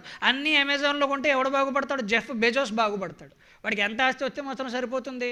వాడు ఇప్పుడు ఆకాశంలో లేఅవుట్లు వేసే ప్లాన్లో ఉన్నాడు. వాడు చంద్రమండలంలో మనం ఇచ్చే డబ్బులు ఎక్కువైపోయి ఏం చేసుకోవాలో తెలియక చంద్రమండలంలో లేఅవుట్ వేస్తున్నాడు, ప్లాట్లు. మీరు ఎవరన్నా కావాలంటే రిజిస్టర్ చేసుకోవచ్చు. వీళ్ళు చంద్రమండలంలో ప్లాట్లు వేస్తున్నాడు. ఇవన్నీ మనం టూత్ బ్రష్లు కొని చేసిన పాపం ఇదంతా. కానీ అదే అమెజాన్ ఇప్పుడు ఏం చేస్తుంది? 50 ఏళ్ల క్రితం మీరు చేసిన తప్పుని ఇప్పుడు సరే అంటోంది. అదే అమెజాన్ ఇప్పుడు 10 వేప పుల్లలు చక్కగా ఒక అందంగా ఒక ప్యాకెట్లో పెట్టి, దానికి ఎకో ఫ్రెండ్లీ టూత్ బ్రష్, ఒక్కో ప్యాకెట్ 200 రూపాయలు. అంటే మనం మళ్ళీ హైదరాబాద్లో ఉంటాం కదా, ఆన్లైన్ షాపింగ్. కనీసం బయటకు షాపింగ్కి వెళ్ళినప్పుడు కాస్త కాళ్ళు సాగేవి. మార్కెట్లోకి వెళ్ళేవాళ్ళం. ఏం పిన్ని బాగున్నావా అని 4 కబుర్లు చెప్పేవాళ్ళం షాప్ వాడితో. ఏం బాబాయ్ వ్యాపారం ఎలా నడుస్తుందని అడిగేవాళ్ళం. ఇప్పుడు ఏం లేదు, ఇలాంటి ఐరావతం లాంటి సోఫాలో కూర్చుని అంతే. యాడ్ కార్ట్, దానికి ఏముంది? యాడ్ టు కార్ట్ అని కొట్టడమే. అంతా కలిపి 20,000 అవుతుంది అంతే, పెద్ద ఎక్కువేం కాదు, ఖర్చు పెట్టేటమే. క్రెడిట్ కార్డు ఉంది కదా, వచ్చే నెలకి ఎవడు ఉంటాడో ఎవడు పోతాడో, అప్పు చేసేయటమే. ఒకప్పుడు అప్పు చేస్తే మహాపాపం అనేవారు. ఇప్పుడు క్రెడిట్ కార్డు లేకపోతే అవమానకరంగా చూస్తున్నారు. ఏమిటో నా క్రెడిట్ కార్డు లేదు ఇప్పటిదాకా. షాపింగ్ మాల్లో కనబడితే చాలు, క్రెడిట్ కార్డు లేదా అంట. అదంత అవమానమా? ఖచ్చితంగా ఉండాలా? ఒకప్పుడు అప్పు చేస్తే అవమానం అనేవారు. మరి క్రెడిట్ కార్డు లేకపోతే అంత బాధపడాలా? నేను చాలా ఆరోగ్యకరంగా బ్రతుకుతున్నాను క్రెడిట్ కార్డు లేకుండా. నాకు ఒక ఈఎంఐ లేదు, ఒక క్రెడిట్ కార్డు లేదు, సుఖంగానే ఉన్నానే. ఖచ్చితంగా ఉండాలా? అంటే మన అందరినీ బ్రెయిన్ వాష్, మెదడంతా కూడా కడిగేస్తున్నారు ఈ కార్యక్రమాలతో. అప్పుడు వేప పళ్ళు పెట్టి తోముకుంటే ఫ్యాషన్ కాదన్నావా, ఇప్పుడు మళ్ళీ ప్యాకెట్లో పెట్టి అమ్మేస్తావా? ఇప్పుడు ఇంకో కొత్త మార్కెట్ వచ్చింది. వాడు కాల్గేట్ వాడు కనిపెట్టాడు చూడండి, ఆ చార్కోల్ టూత్ బ్రష్. అప్పట్లో బొగ్గుతో పడదోముకునేవారు. వేప పళ్ళే కాకుండా బొగ్గుతో పడదోముకున్న రోజులు కూడా ఉన్నాయి. అప్పుడు అది ఫ్యాషన్ కాదన్నాడు. ఇప్పుడేమన్నాడు?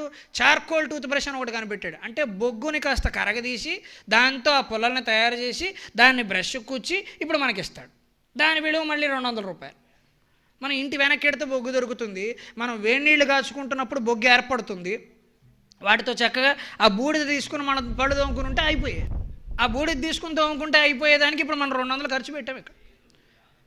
అంటే పూర్వకాలానికి ఇప్పటికీ తేడా ఏంటి అంటే, ఇప్పుడు మనం చేస్తున్న ఉద్యోగాలన్నీ కంప్యూటర్ ఉద్యోగాలు. మనిషి ఎక్కడ కూర్చున్న చోటు నుంచి కదలడు. మరి పొట్టరమ్మంటే లావమంటే అవ్వవా? పూర్వం చేసే పనులన్నీ కూడా కాయ కష్టంతో కూడుకున్న పనులు. అధ్యాపక వృత్తిలో కూడా మేము చాలా గంటలు నిలబడి పాఠాలు చెబుతాం. ఎంతో కొంత శ్రమ జరుగుతుంది, ఇక్కడి నుంచి అక్కడికి వెడుతూ ఉంటాం.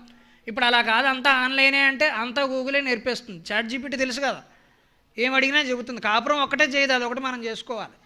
మిగిలినవన్నీ చాట్ జీపీటీ చేసేస్తుంది, ఇంకేం ఇబ్బంది లేదు. మనకు రాను రాను రోబోలు కూడా ఎలా వస్తాయంటే, మనిషికి వండటం బద్ధకమైంది కదా, ఇప్పుడు వంట ఎలాగో కుదరదు. జొమాటో టమాటో 4 వచ్చాయి, వంట ఎలాగో కుదరదు. రాను రాను ఏమవుతుంది, వాడు ఇంటికి పట్టుకొచ్చి ఇస్తాడు. ఇప్పుడు ఇంటికి పట్టుకొస్తే తినడానికి కూడా బద్ధకమయ్యే మహాపురుషుడు ఒకడు పుడతాడు. వాడికి ఏం చేస్తారు, ఇంటికి ఒక అసిస్టెంట్ వస్తాడు, వాడు వచ్చి స్పూన్తో తినిపిస్తుంటాడు. వీడు అలాగే కూర్చుని ఫోన్ చూసుకుంటుంటా అంటాడు. అంటే మనుషుల్ని బద్ధకస్తులను చేయడానికి యంత్రాలు తయారవుతున్నాయి, బద్ధకస్తులను చేయడానికి. పూర్వకాలంలో ఎందుకు కానీ, ఇప్పుడు పల్లెటూళ్ళలో పాత ఇళ్లలో చూస్తే రుబ్బురోలు తెలుసా మీ అందరికీ? పచ్చడి చేస్తారు కదా, అది అంటే ఇప్పుడు అంత లేవులే, అంత స్థాయిలో లేవు, కానీ రుబ్బురోలు ఆ మాత్రం సైజులో ఉండేవి. దాన్ని కడగాలన్నా, దాంట్లో పచ్చడి చేయాలన్నా, చేసిన వాళ్ళకి తర్వాత కడిగిన వాళ్ళకి ఇద్దరికి బ్రహ్మాండమైన సేవ. దాన్ని ఆ స్థాయిలో తిప్పితే ఎందుకు వస్తుంది బెల్లీ ఫ్యాటు? ఆ స్థాయిలో తిప్పితే బెల్లీ ఫ్యాట్ రాదు. కానీ ఇప్పుడు ఏమైంది, అప్పట్లో రుబ్బురోలు రావుగా ఉండేది, రుబ్బేవాళ్ళు సన్నగా ఉండేవారు. ఇప్పుడు రుబ్బురోలు సన్నగా అయిపోయింది, రుబ్బేవాళ్ళు లావైపోయారు. మిక్సీ ఒకటి వచ్చింది, స్విచ్ చేయాలి, ఫోన్ చూసుకోవాలి. ఏమిటో అంత ఫోన్లో చూసి వీడు ఏమన్నా కోట్లు సంపాదిస్తాడా? జీవితంలో ఏమైనా ఎదిగిపోతాడా? ఏమీ లేదు, షాపింగ్ చేస్తాడంతే. మీరు ఒక ఆశ్చర్యకరమైన అధ్యయనం ఈ మధ్య ఈనాడు పేపర్లో వచ్చింది, గమనించండి. ఈనాడు పేపర్లోనే మనం సెల్ ఫోన్ని సాధారణంగా ఈ బొటన వేలుతో కలుపుతూ ఉంటాం కదా పైకి, ఎప్పటికైపోతుంది? ఎప్పటికి అవ్వదు. మనకు కళ్ళు నొప్పులు వచ్చి నిద్రలు రావాలి తప్ప అది అవ్వదు. నువ్వు లాగిన కొద్దీ వస్తూనే ఉంటుంది, దిగిన కొద్దీ ఇంకా వస్తూనే ఉంటుంది. ఆశ్చర్యకరంగా ఈనాడు పేపర్లో ఒక అధ్యయనం వేశాడు. ఈ వేలు ఒక ఏడాది పాటు మనం ఇలా అని అని అని అని అది ఏకంగా 1000 కిలోమీటర్లు ప్రయాణం చేస్తుంది ఏడాదికి. ఈ వేలు మన కాళ్ళు కాదు, ఈ బొటన వేలు కాస్త 1000 కిలోమీటర్లు, ఏడాదికి 1000 కిలోమీటర్లు ప్రయాణం చేస్తుంది. ఏది ఇలా అని అని అని అని అరిగిపోతాం, ఎంతకీ అవదే. అంత భయంకరమైన పరిస్థితులకు మనం వెడుతున్నాం. మీరు ఎంతో ఇష్టపడే ఫ్రెండ్స్తో కూడా మీరు నిజంగా మాట్లాడుతున్నారా ఆలోచించండి. 4 ఫ్రెండ్స్ చేరుతున్నారు, కూర్చుని కబుర్లు చెప్పుకుంటున్నారా? మా తరంలో మేము చెప్పుకున్నాం, బోల్డ్ సెటైర్లు వేసుకున్నాం, చాలా జోకులు వేసుకున్నాం, సినిమా డైలాగులు కంఠస్థం చేసేవాళ్ళం, సినిమా పాటలు కంఠస్థం చేసేవాళ్ళం, బోల్డ్ అల్లరి చేసాం. కానీ 4 మాట్లాడుకున్నాం, ఆటలాడుకున్నాం. కానీ ఇప్పుడు 4 ఫ్రెండ్స్ కలిస్తే ఏం చేస్తున్నారు? అందరూ తలకో ఫోన్ చూసుకుంటున్నారు. మీరు ఫ్రెండ్షిప్ సక్రమంగా చేయటంలా, నిజానికి స్నేహాన్ని కూడా మీరు ఆస్వాదించట్లా. బంధువుల పెళ్ళికి వెడతారు, అక్కడ బంధువులందరూ పోని కలిసి కూర్చుని మాట్లాడుకుంటారా? ఎవరి ఫోన్ వాళ్ళు చూసుకుంటూ ఉంటారు. అందరికీ పలానా చోటుకు వెళ్ళాము, అక్కడ మేము పలానా ఫోటో దిగామని ఇన్స్టాగ్రామ్లో పెట్టడం ముఖ్యమైనదే కానీ నేను సంతోషంగా గడిపానన్నది లేదు. నేను నా స్నేహితుడితో ఉన్నాను, కావాలంటే చూసుకోండి అని ఇన్స్టాగ్రామ్లో పెట్టాలి. కానీ నువ్వు నా స్నేహితుడితో ఉన్నదాన్ని నిజంగా ఎంజాయ్ చేసావా? నిజంగా ఆస్వాదించావా? అది లేనప్పుడు దేనికి? అది లేనే లేదు.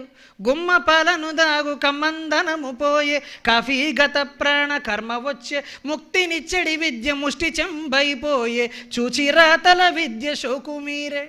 ఇప్పుడు చూసి రాయటం అనేది పెద్ద ఫ్యాషన్. చాట్ జీపీటీకి ఇస్తే అన్ని సమాధానాలు అది రాసి పెడుతుంది. ఇంతకుముందు చాలా కష్టపడాల్సి వచ్చేది, ఇన్విజిలేటర్ లేని టైంలో పెడచూపులు చూడాల్సి వచ్చేది, ఆయన ఎప్పుడు తిరుగుతాడో చూడాల్సి వచ్చేది. ఇప్పుడు అదేం అవసరంలా, గురువుగారు ఏదైనా అసైన్మెంట్ ఇస్తే చాట్ జీపీటీకి ఇస్తే అది చేసి పెడుతుంది. చాట్ జీపీటీ చేసేదానికి డబ్బులు ఇవ్వరు. మరి రేపు ఉద్యోగం కావాలంటే మనమే చేయాలి. చూసి రాసే విద్య వచ్చింది. ఇప్పుడు మనకి 4 ఆప్షన్లు తయారవుతున్నాయి కదా. ఇంతకుముందు ప్రశ్న అడిగితే మమ్మల్ని ఎటువంటి ప్రశ్నలు అడిగేవారంటే, ఏదైనా కథ చెప్పి ఆ కథలో ఉన్న సారాంశాన్ని వివరించవయ్యా అని అడిగేవారు. ఇప్పుడు ఎలా అడుగుతున్నారు? 4 ప్రశ్నలు. ధర్మరాజు వాడు తమ్ముడెవరో, అర్జునుడు, భీముడు, నకులుడు, పైవాడెవడో కాదు ఆప్షన్. ఇందులోంచి ఏమొస్తుందండి? ఏమొస్తుంది ఇందులోంచి? మ్యాథ్స్ మనం డెరివేషన్ నేర్చుకున్నప్పుడు, ఫిజిక్స్లో ఒక ఫార్ములాని మనం డెరైవ్ చేసినప్పుడు మనకు వచ్చే సాటిస్ఫాక్షన్, సంతృప్తి దాన్ని ఆబ్జెక్టివ్ మోడల్లో చెప్పడం వల్ల ఏమి రాదండి. 2 లక్షల ర్యాంక్ వచ్చింది. అది కూడా ఎలా వచ్చిందో మొహమాటం లేకుండా చెబుతున్నా. నాకు మ్యాథ్స్, ఫిజిక్స్, కెమిస్ట్రీ 3 రావు. కానీ మా నాన్నగారు నాకు నేర్పించిన సంస్కారం ఏంటంటే, నేను పక్కవాడి పేపర్లో కాపీ కొట్టను. మునిగితే మునిగిపోతాను కానీ పకోడా పేపర్లో నేను కాపీ కొట్టను, అది నాకు అవమానం చాలా, నేను ఆ పని చేయను. ఏం చేశాను, రాళ్ళు వేస్తూ కూర్చున్నాను. ఆప్షన్స్ అంటే అంతే కదా, రాళ్ళు వేయటమే. రాళ్ళు వేస్తే కూడా నాకు 63 బిట్లు రైట్ అయిపోయి. అదొక విద్యా విధానమా? అదొక విద్యా విధానమా? ఎప్పుడైనా బోత్ ఏ అండ్ బి ఉంటే అదే రైట్ ఆన్సర్, చూడక్కర్లా. మ్యాథ్స్లో నేనే చెప్పేస్తున్నా, both A and B, both C and D ఉందంటే అదే. అన్ని ఆప్షన్లు మామూలుగా ఇచ్చి ఇక్కడ బోత్ ఎందుకు ఇచ్చేవు పని లేక అంటే అది ఖచ్చితంగా ఆప్షన్ అదే రైట్. ఇలా చేసేస్తే విద్య ఎక్కడ వస్తుందండి? చదువు రమ్మంటే వస్తుందా? ఇలా అయితే ఇదే పరిస్థితి మహాభారతంలో ధర్మరాజుకు వచ్చింది. ఆయనకి కూడా 4 ఆప్షన్స్ ఉన్నాయి, కానీ 4 ఆప్షన్స్ మామూలుగా కాదు. పాండవులు అరణ్యవాసం చేసేది తెలుసు కదా, రాజ్యం కోసం పేకాట ఆడడం వల్ల, జోదం ఆడటం వల్ల రాజ్యాన్ని కోల్పోయారు. 12 ఏళ్ళు అరణ్యవాసం చేయాల్సి వచ్చింది, 1 ఏడు అజ్ఞాతవాసం చేయాల్సి వచ్చింది. ఆ అరణ్యవాసం చేసేటప్పుడు అడవుల్లో తిరుగుతూ ఉంటే వాళ్ళకి బాగా దాహం వేసింది. ఇప్పట్లాగా మనకి దారి పొడవున షాపులు, అవుట్లెట్లు ఉండవు, ఏం కావాలంటే కొనుక్కోవడానికి. అరణ్యవాసం అంటే అరణ్యవాసమే, రాలిన పండు తినాలి, ఇంకా అంతకంటే వేరే మార్గం లేదు. దాహం వేస్తూ ఉంటే ఏం చేయాలో తెలియక, ఎంతైనా ధర్మరాజు పెద్దవారు కదా, ఏం చేస్తారు, పెద్దవాళ్ళు చిన్నవాళ్ళకి పని చెప్తారు. ఇంట్లో ఎప్పుడు చిన్నవాళ్ళే పడుతుంటారు పనులన్నీ. మా ఇంట్లో నేనే పడ్డాను, మా అన్నయ్య మహారాజు, అందుకని అన్ని పనులు చెబుతూ ఉంటారు కదా. వెంటనే సహదేవుడిని పిలిచాడు. అందరికీ దాహం అవుతుందయ్యా, వెళ్ళి నీళ్ళు తీసుకురా అంటే అక్కడక్కడే వెతుకుతున్నాడు పాపం. అక్కడెక్కడో వెతుకుతుంటే ఒక చిన్న చెరువు లాంటిది ఒకటి కనిపించింది. రొయ్యల చెరువు కాదు, మామూలు చెరువే. అది ఒక చెరువు కనిపించింది. అక్కడికి వెళ్ళేటప్పటికి నీళ్ళు తీసుకురావాలని చూశాడు పాపం.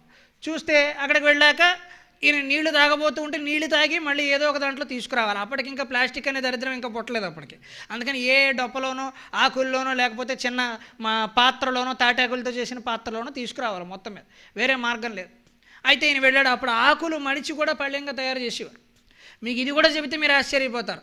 ఆకులతో మనం భోజనం చేయటం అనేది మన భారతదేశంలో ఎప్పటి నుంచి ఉందండి?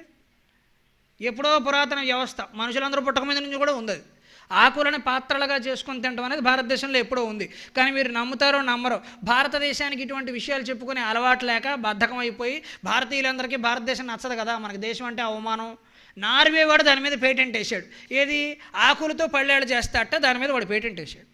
నార్వే వాడు ఎప్పుడు పుట్టుంటాడో వాడి దేశం ఎప్పుడు పుట్టుంటుంది. భారతదేశానికి అది మునిమనవరాలు నార్వే, కానీ వాడు ఆకులతో మేము పళ్ళేళ్ళు చేస్తామని పేటెంట్ వేశాడు. అప్పుడు భారతీయులకు మెలకు వచ్చి మాకు ముందు నుంచి ఉందని చెప్పి అప్పుడు కేసేసారు. అంటే మన విజ్ఞానాన్ని మనం చెప్పుకోవడం లేదు గొప్పగా. అందుకని సహదేవుడు వెళ్ళాడు, వీళ్ళందరికీ నీళ్లు తీసుకురావడం కోసం వెళ్ళాడు. అక్కడ నీళ్లు తాగడానికి వెడితే ఆ సరస్సులోంచి ఒక విచిత్రమైన శబ్దం వినిపించింది. ఒక యక్షుడు ఆకాశవాణి రూపంలో మాట్లాడి, ఇక్కడ నీళ్లు ఊరికే తాగడానికి అవకాశం లేదు, నేను కొన్ని ప్రశ్నలు వేస్తాను, ఆ ప్రశ్నలకు సమాధానం చెబితేనే నీళ్లు తాగాలి, లేకపోతే లేదన్నాడు. చెప్పొచ్చులే, చాలామందిని చూసాను ఎలాంటి వాళ్ళు. బుల్లెట్ దిగిందా లేదా అనుకున్నాడు సహదేవుడు. అనుకుని వెంటనే ఏం చేశాడు, నీళ్లు తాగడానికి ముట్టుకున్నాడు. ఈ ఆవేశాలే ఇంటర్మీడియట్ ఆవేశాలు, ఇవి అంతకంటే ఏం లేవు. అందుకని ఆవేశం వచ్చేసింది. వెంటనే నీళ్లు తాగడానికి ముందుకు వెళ్ళిపోయేటప్పటికి ఆశ్చర్యకరంగా అందులో విషం చేరిందేమో అన్నట్టుగా కళ్ళు తిరిగి అక్కడే పడిపోయాడు, విగత జీవుడిగా. కాసేపటికి నకులుడు వచ్చాడు. అదేమిటి సహదేవుడు ఇంతసేపు అయింది వెళ్ళి ఇంకా రాలేదేమిటని ఆయన వచ్చాడు. ఆయన వెతుక్కుంటూ వస్తే అక్కడ సహదేవుడు పడున్నాడు. పోనీ సహదేవుడు అంటే కాస్త పొగరకు పోయాడు అనుకుందాం.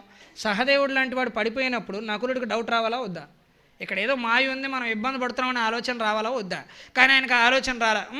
సహదేవుడు అంటే ఇంటర్మీడియట్ ఫస్ట్ ఇయర్ కాబట్టి పడిపోయాడు, నేను సెకండ్ ఇయర్ సీనియర్ని, నేను ఎలా ఒప్పుకుంటాను, మాకు బోల్డ్ ఎక్స్పీరియన్స్ ఉంది ఇక్కడ, వాళ్ళు పిల్లలు బచ్చేగాళ్ళు వాళ్ళు పడిపోతారు, నకులుని పడిపోతారండి అనుకుని వెంటనే నకులుడు నీ కండిషన్స్కి వినలేదులేని నీళ్లు ముట్టుకోవడానికి ప్రయత్నం చేశాడు. ఆయన కూడా కళ్ళు తిరిగి పడ్డాడు, ఆయన అక్కడే పడిపోయాడు. తర్వాత వచ్చేవాడు ఎవడు మామూలు వాడా? భారత యుద్ధాన్ని మొత్తం 2 చేతులు అవసరంలా ఒక చేతితో శాసించినవాడు అర్జునుడు వచ్చాడు. అర్జునుడు వచ్చి చూశాడు, ఇక్కడ నీళ్ళు తాగడానికి వస్తే వీళ్ళిద్దరు ఏమంటే ఎలా పడిపోయారు అనుకున్నాడు. సరే, నకుల సహదేవులు అంటే అశ్విని దేవతల పిల్లలు, వాళ్ళ దగ్గర నాలాగా అద్భుతమైన అస్త్రాలు లేవు కదా, ఇలాంటి చిన్న మాయలకి, మ్యాజిక్లకి, గారడలకి పడిపోతూ ఉంటారు, నేను అలాంటి వాడిని కాదు, మన బ్యాక్గ్రౌండ్, మన స్థాయి అని చెప్పి ఓసారి తొడగొట్టి ఇది అయ్యే పని కాదు అని చెప్పి, నేను ప్రశ్నలకు సమాధానం చెప్పేదే లేదు, తగ్గేదే లేదు అని చెప్పి నీళ్ళు తాగాడు. తగ్గవలసి వచ్చింది, పడిపోయాడు. అన్ని చోట్ల తగ్గేది లేదంటే కుదరదు, కొన్ని చోట్ల తగ్గాలి, ఆప్షన్ ఉండదు. తగ్గవలసి వస్తుంది, చచ్చినట్టు తగ్గాలి, ఆప్షన్ ఉండదు అక్కడ. అర్జునుడు పడిపోయాడు. తర్వాత వచ్చినవాడు భీముడు. కనీసం అర్జునుడైనా కొద్దిగా ఆలోచిస్తాడేమో కానీ భీముడు అసలు ఆలోచించే మనిషిగా. భీముడు ఎట్లాంటి వాడంటే ముందు కొట్టి తర్వాత మాట్లాడతాడు.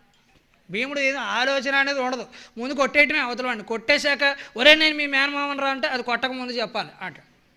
ముందు కొట్టేస్తాడు, ఏం జరిగినా అంతే. భీముడు ఆవేశం. అందుకని భీముడు వచ్చాడు. ఎవరో వినేది లేదు, వీళ్ళందరూ సన్నగా ఉన్నారు, పలసగా ఉన్నారు కాబట్టి పడిపోయాడు. అర్జునుడు ఏదో మాయలో పడి ఉంటాడు, దానికే ఉంది. నేనేమిటి, నా పర్సనాలిటీ ఏమిటి, నా బాడీ వెయిట్ ఏమిటి, నేను ఎంత స్థాయిలో ఉన్నా, నా కండలు ఏమిటి అని చెప్పి ఆయన కూడా వెళ్ళాడు. ఆయన కూడా అంతే పడ్డాడు. ఇంకా మిగిలింది ఎవరు? ధర్మరాజు. ద్రౌపదిని చెట్టు కింద కూర్చోబెట్టి ధర్మరాజు ఒక్కడే వచ్చాడు. వస్తే ఇప్పుడు మీకు ఎగ్జామ్లో ఉన్నది 4 ఆప్షన్స్, అందులో నన్ ఆఫ్ ది అబోవ్ ఎలాగో ఉంది. 3 ఆప్షన్లో ఒకటి కనిపెట్టాలి. ఇక్కడ అదేం పెద్ద విజయం కాదు, దాన్ని కనిపెట్టాలి. కానీ ధర్మరాజు ప్రశ్నలు తీసుకోవడానికి ముందు ఉన్నది 4 తమ్ముళ్ళ శవాలు. ఒక్క తమ్ముడు శవం ఎదురుగా ఉంటే మనం కనీసం నిలబడగలమా? మనకి ఇష్టమైన స్నేహితుడికి ఏదైనా అయితే వాడు హాస్పిటల్లో నిన్నటిదాకా ఎగిరిన వాడు ఒక్కసారిగా హాస్పిటల్లో పడితే మన మనస్సు ఎలా అయిపోతుంది? మన తల్లికో తండ్రికో మన సొంత రక్త సంబంధానికి ఏదో అయితే మనం అంత ధైర్యంగా ఉంటామా? జరిగే పనా? కానీ 4 తమ్ముళ్ళు, రాబోయేది మహాభారత కురుక్షేత్ర సంగ్రామం, నడిపించవలసిందంతా భీముడు, అర్జునుడు. వీళ్ళందరూ ఇలా కింద పడిపోతే యుద్ధం చేసేవాడేవాడు. అటువంటి సమయంలో ధైర్యం ఉంటుందా అసలు మనిషికి? నా బోటు వాడికైతే షుగర్ వచ్చి కళ్ళు తిరిగి పడిపోతాం. మనం కళ్ళు తిరిగి పడిపోతాం వెంటనే. 4 తమ్ముళ్ళ శవాల, వాళ్ళు మామూలు వాళ్ళ పోని భయంకరమైన వీరుడు ఒక్కొక్కడు. కానీ ధర్మరాజు ధైర్యంగా నిలబడ్డాడు. నీళ్లు తాగడానికి ప్రయత్నం చేస్తే ఇక్కడ ప్రశ్నలకి సమాధానం చెబితేనే నీళ్లు తాగగలవు అన్న. నువ్వు ఎన్ని ప్రశ్నలు వేస్తావో వేసుకో, అన్నింటికీ సమాధానం చెబుతా. అప్పుడు ఆవిడ విచిత్రమైన ప్రశ్నలో యక్షుడు అడుగుతాడు, ఎప్పుడూ నీ వెంట ఉండేది ఏది? మనమైతే నీడ, పెరుగువాడ, మా ఆవిడ, మన సమాధానాలు ఇవే ఉంటాయి. ఇంకెంతకంటే ఏముంటాయి? ఇప్పుడు మనిషికి అన్నింటికంటే వెంట ఉండేది ఏమిటంటే భార్యాభర్త కూడా కాదు, సెల్ ఫోన్. మనకు 5 వేలు కాదు కదా, మనకు 6వ వేలు కూడా ఉంది, అదే సెల్ ఫోన్. ఎక్కడికి వెళ్ళినా వదిలిపెట్టాం. మనం పూజ గది దగ్గర నుంచి స్నానాల గది వరకు, అంటే బాత్రూమ్ అని తెలుగులో స్నానాల గది అంటారు. పూజ గది నుంచి స్నానాల గది వరకు దాన్ని వదిలిపెడితే కదా అసలు అన్ని దాంట్లోనే ఉంటాయి సమస్తం. అది ఎంత భయంకరమైన వస్తువు అంటే మీరు ఏం మాట్లాడుతున్నారో దాన్ని బట్టి ఆర్టిఫిషియల్ ఇంటెలిజెన్స్ డెవలప్ అవుతుంది. మీరు దాని పక్కనే మాట్లాడి 4 సార్లు మేము ఎప్పుడు మాట్లాడుకునేటప్పుడు మన ఫోన్ దగ్గర ఉందనుకోండి, రహస్య సమాచారాలు ఎప్పుడు ఫోన్ దగ్గర మాట్లాడకూడదు. ఎందుకంటే దానిలో మైక్రోఫోన్ అనే పర్మిషన్ మీరు ఇచ్చి ఉంటారు. ఫోన్ మీరు మొదలు పెట్టినప్పుడు, కొత్త యాప్ డౌన్లోడ్ చేసుకున్నప్పుడు పర్మిషన్స్ అడుగుతుంది కదా, అది ఏం పర్మిషన్ అడుగుతుందో చూడాలి. మనం ఏం చేస్తాం? ఎలో ఎలో ఎలో ఎలో అన్నీ ఎలో ఎలో అన్నీ ఎలో, పాస్వర్డ్ కూడా తీసేసుకో, నాకు కొట్టడం బద్ధకం, ఇంటర్నెట్ బ్యాంకింగ్ కూడా నువ్వే చేసేది, నా అకౌంట్లో డబ్బులు కూడా నీ దగ్గర పెట్టుకో, ఎలో ఎలో ఎలో అన్నీ ఎలో కొట్టి సమస్యలు రావద్దంటే ఎలాగా? నువ్వే ఎలో చేసేదాన్ని చూసుకోవాలి, ఏది ఎలో చేయాలి, ఏది ఎలో చేయకూడదు. అందుకని ఇప్పుడు ఫోన్ అన్నింటికంటే వెంట ఉండేది ఏదంటే ఫోన్. కానీ ధర్మరాజు చెప్పిన సమాధానం అటువంటిది కాదు.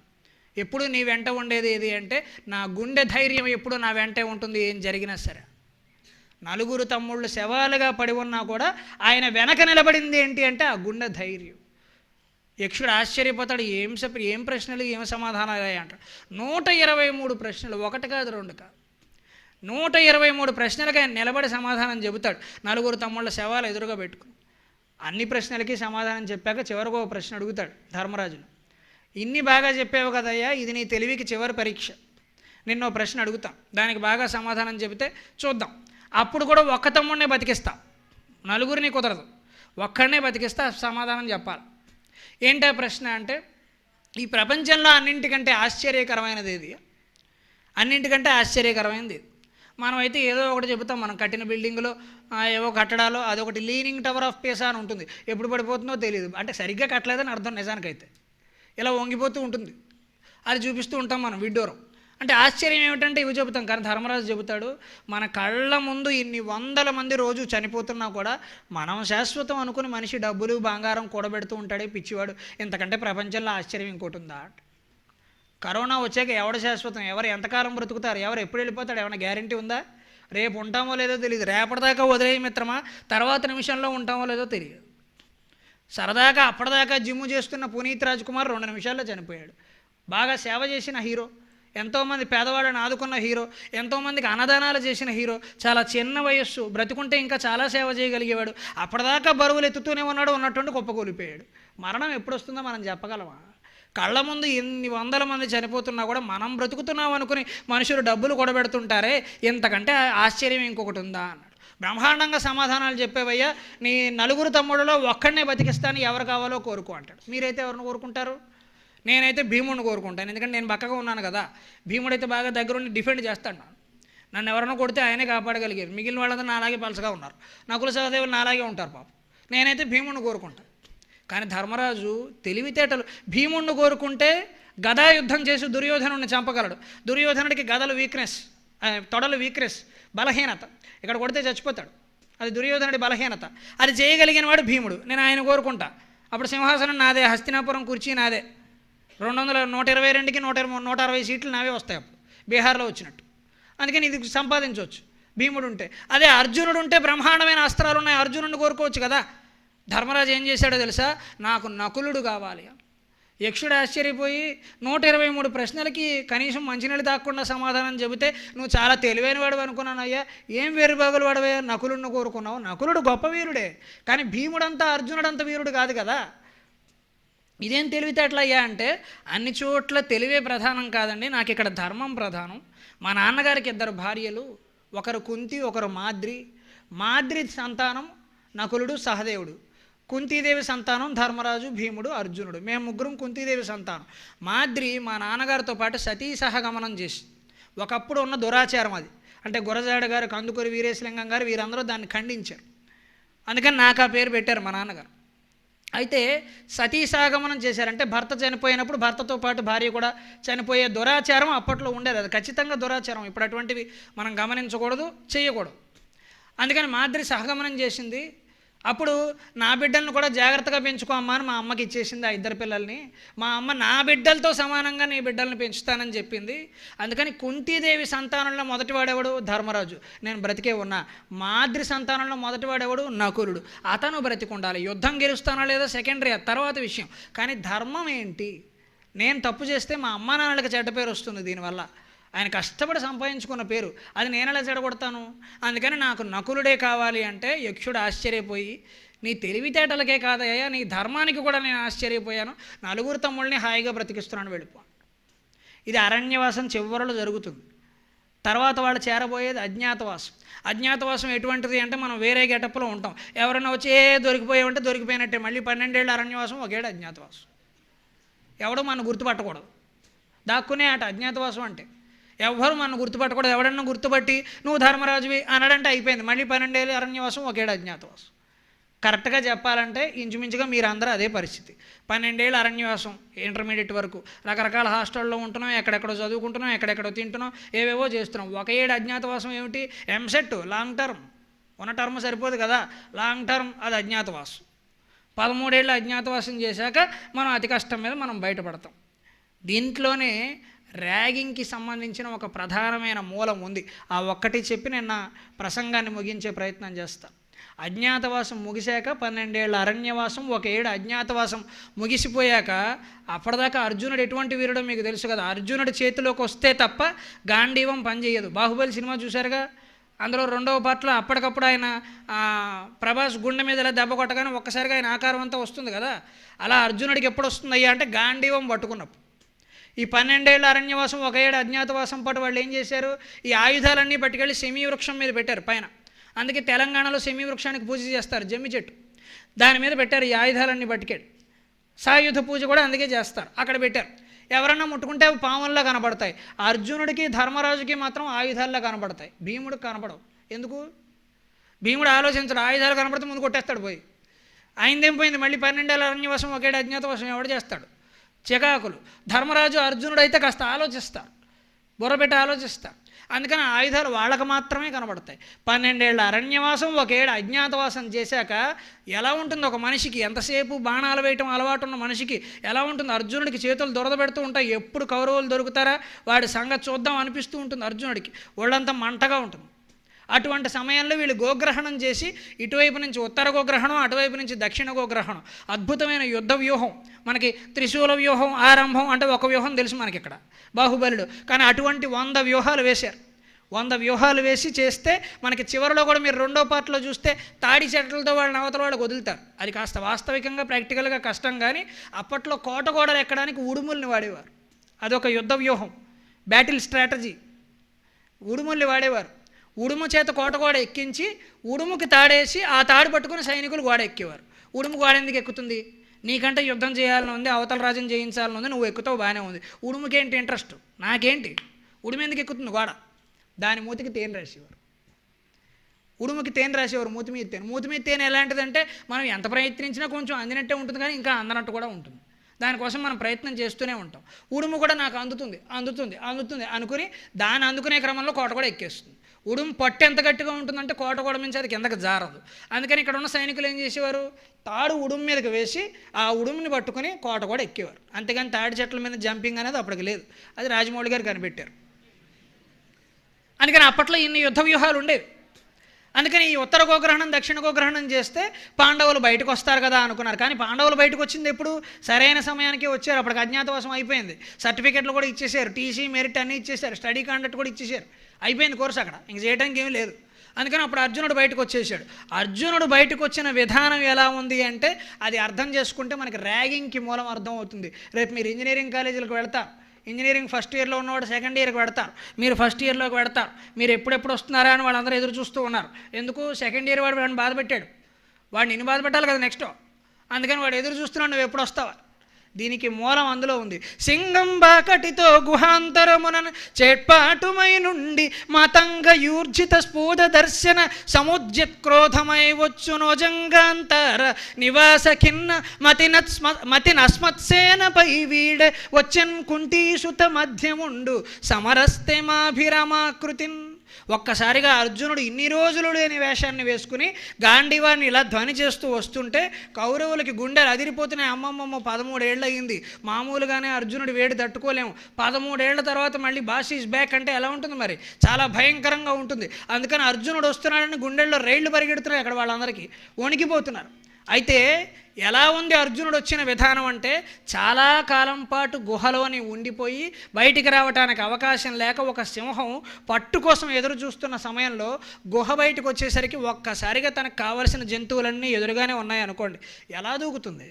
ఒక పద్ధతి వరుస క్రమం ఉండదు, దొరికిందాన్ని దొరికినట్టు నాశనం చేస్తుంది. అందుకని సింహం దూకిన విధానం ఎలా ఉందంటే ఇలా ఉంది అన్నారు.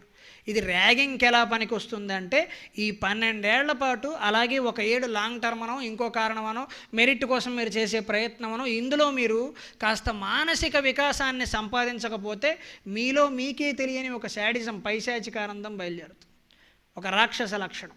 అది కూడా ఎలాంటిది అంటే, నువ్వు జూనియర్గా ఉన్నావు కదా, నువ్వు ఇంజనీరింగ్ ఫస్ట్ ఇయర్లో చేరావు కదా, సెకండ్ ఇయర్ విద్యార్థి నిన్ను ర్యాగింగ్ చేసినప్పుడు నీకు ఆనందం కలిగిందా, బాధ కలిగింది కదా, ఇలా చేయకుండా ఉండాల్సింది అనిపించింది కదా, అందరి ముందు నన్ను బట్టలెప్పి నించోబెట్టకుండా ఉండాల్సింది అనిపించింది కదా. అప్పుడు మరి నీ జూనియర్ వచ్చినప్పుడు నువ్వేం చేసావు, నువ్వు కూడా వాడి మీద ర్యాగింగే చేసావు. అంటే నువ్వు బాధపడ్డావు కదా, అలాంటి బాధ జూనియర్ పడకూడదు అనుకోవచ్చు కదా.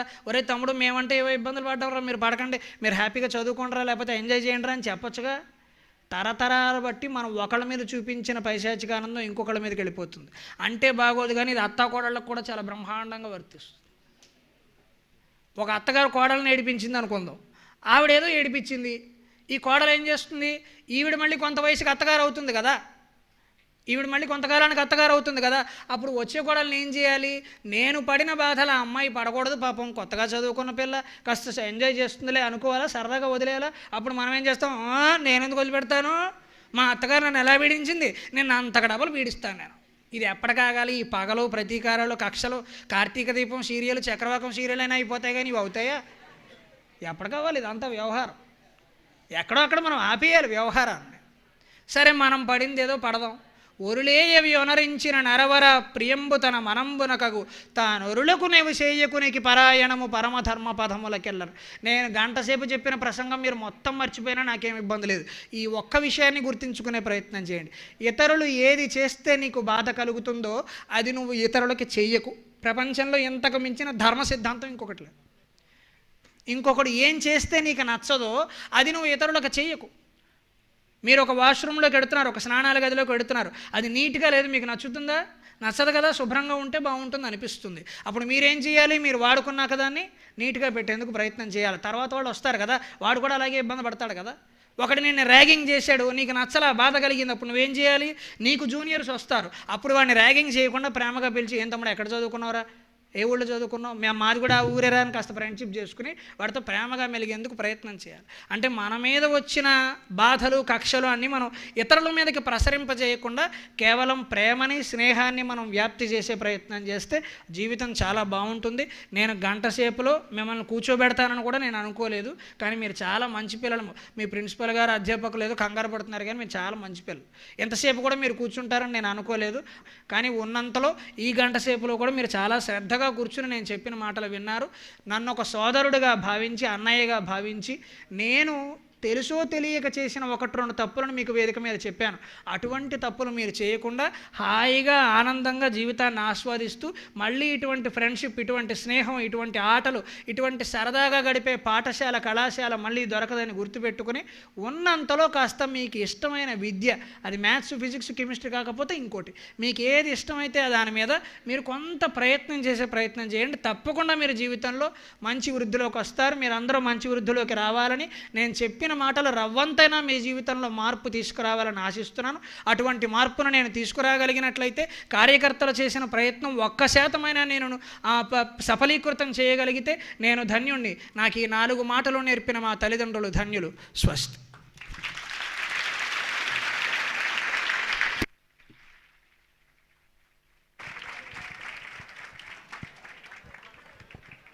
చాలా ధన్యవాదాలండి. చాలా చక్కటి వ్యక్తిత్వ వికాసం సంబంధించిన విషయాల్ని మా యొక్క విద్యార్థులకి పంచినందుకు చాలా సంతోషం అండి. విద్యార్థులందరూ కూడా ఆ యొక్క విషయాల్లో ఉండే అంతరార్థాన్ని అంతా కూడా గ్రహించండి.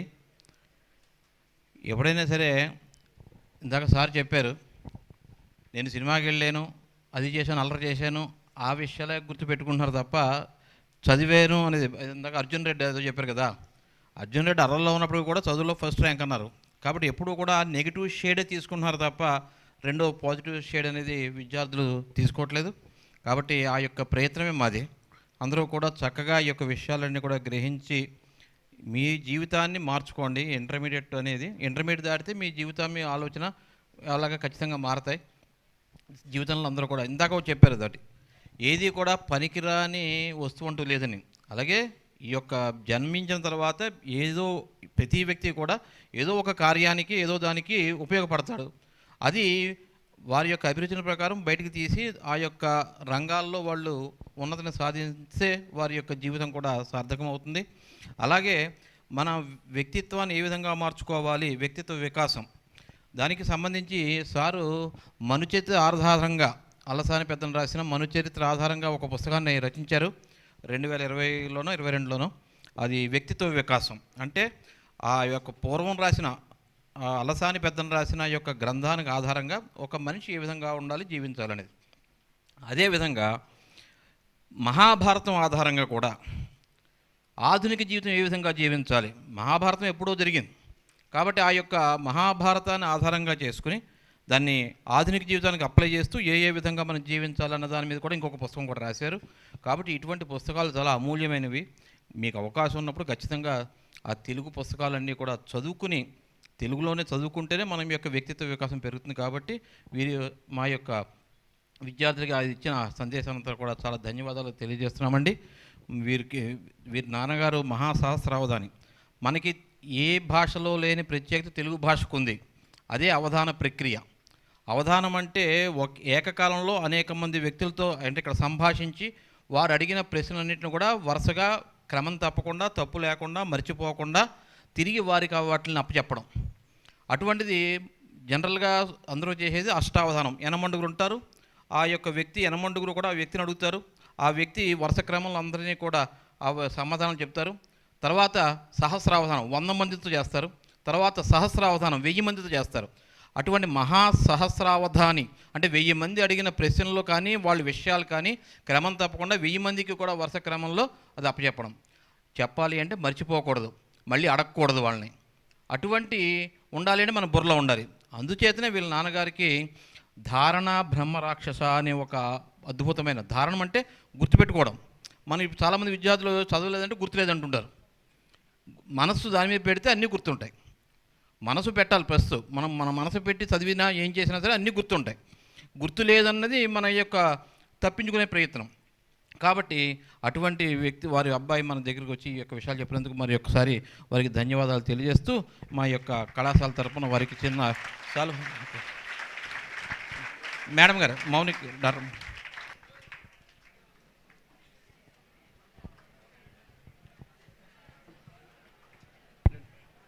విద్యార్థులకు రెండు విషయాలు చెప్తారా?